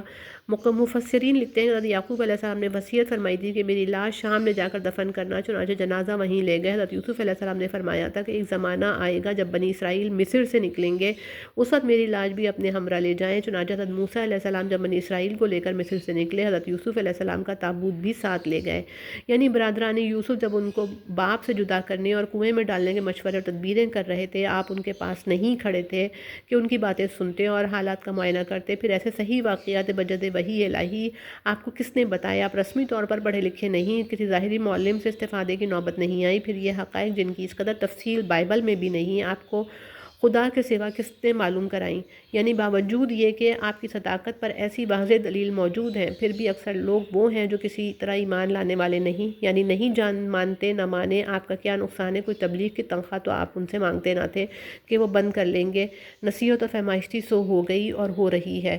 یعنی جس طرح آیت تنزیلیہ سن کر آپ پر ایمان نہیں لاتے، ایسے ہی آیت تکوینیہ دیکھ کر خدا کی توحید کا سبق حاصل نہیں کرتے۔ اصل یہ ہے کہ ان کا سننا اور دیکھنا محض سرسری ہے۔ آیت اللہ میں غور و فکر کرتے تو کچھ فائدہ پہنچتا، جب دھیان نہیں تو ایمان کہاں سے؟ یعنی زبان سے سب کہتے ہیں کہ خالق و مالک اللہ تعالیٰ ہے، مگر اس کے باوجود کوئی بتوں کو خدائی کا حصہ دار بنا دیتا ہے۔ چنانچہ مشرکین عرب تلبیہ میں یہ لفظ کہتے تھے، کوئی اس کے لیے بیٹے بیٹیاں تجویز کرتا ہے، کوئی اس روح مادہ کا محتاج بناتا ہے، کسی نے احبار و رہبان کو خدائی کے اختیارات دے دیے ہیں۔ بہت سے تعزیر پرستی، قبر پرستی، پیر پرستی اور خس و خاشاک سے توحید کے صاف چشمے کو مقدر کر رہے ہیں۔ ریا اور ہوا پرستی سے تو کتنے موحدین ہیں جو پاک ہوں گے، غرض ایمان کی زبانی دعویٰ کر کے بہت کم ہیں۔ ہولناک حوادث جو عقیدہ یا عمل کے درجے میں شرک جلی یا خفی کا ارتکاب نہیں کرتے۔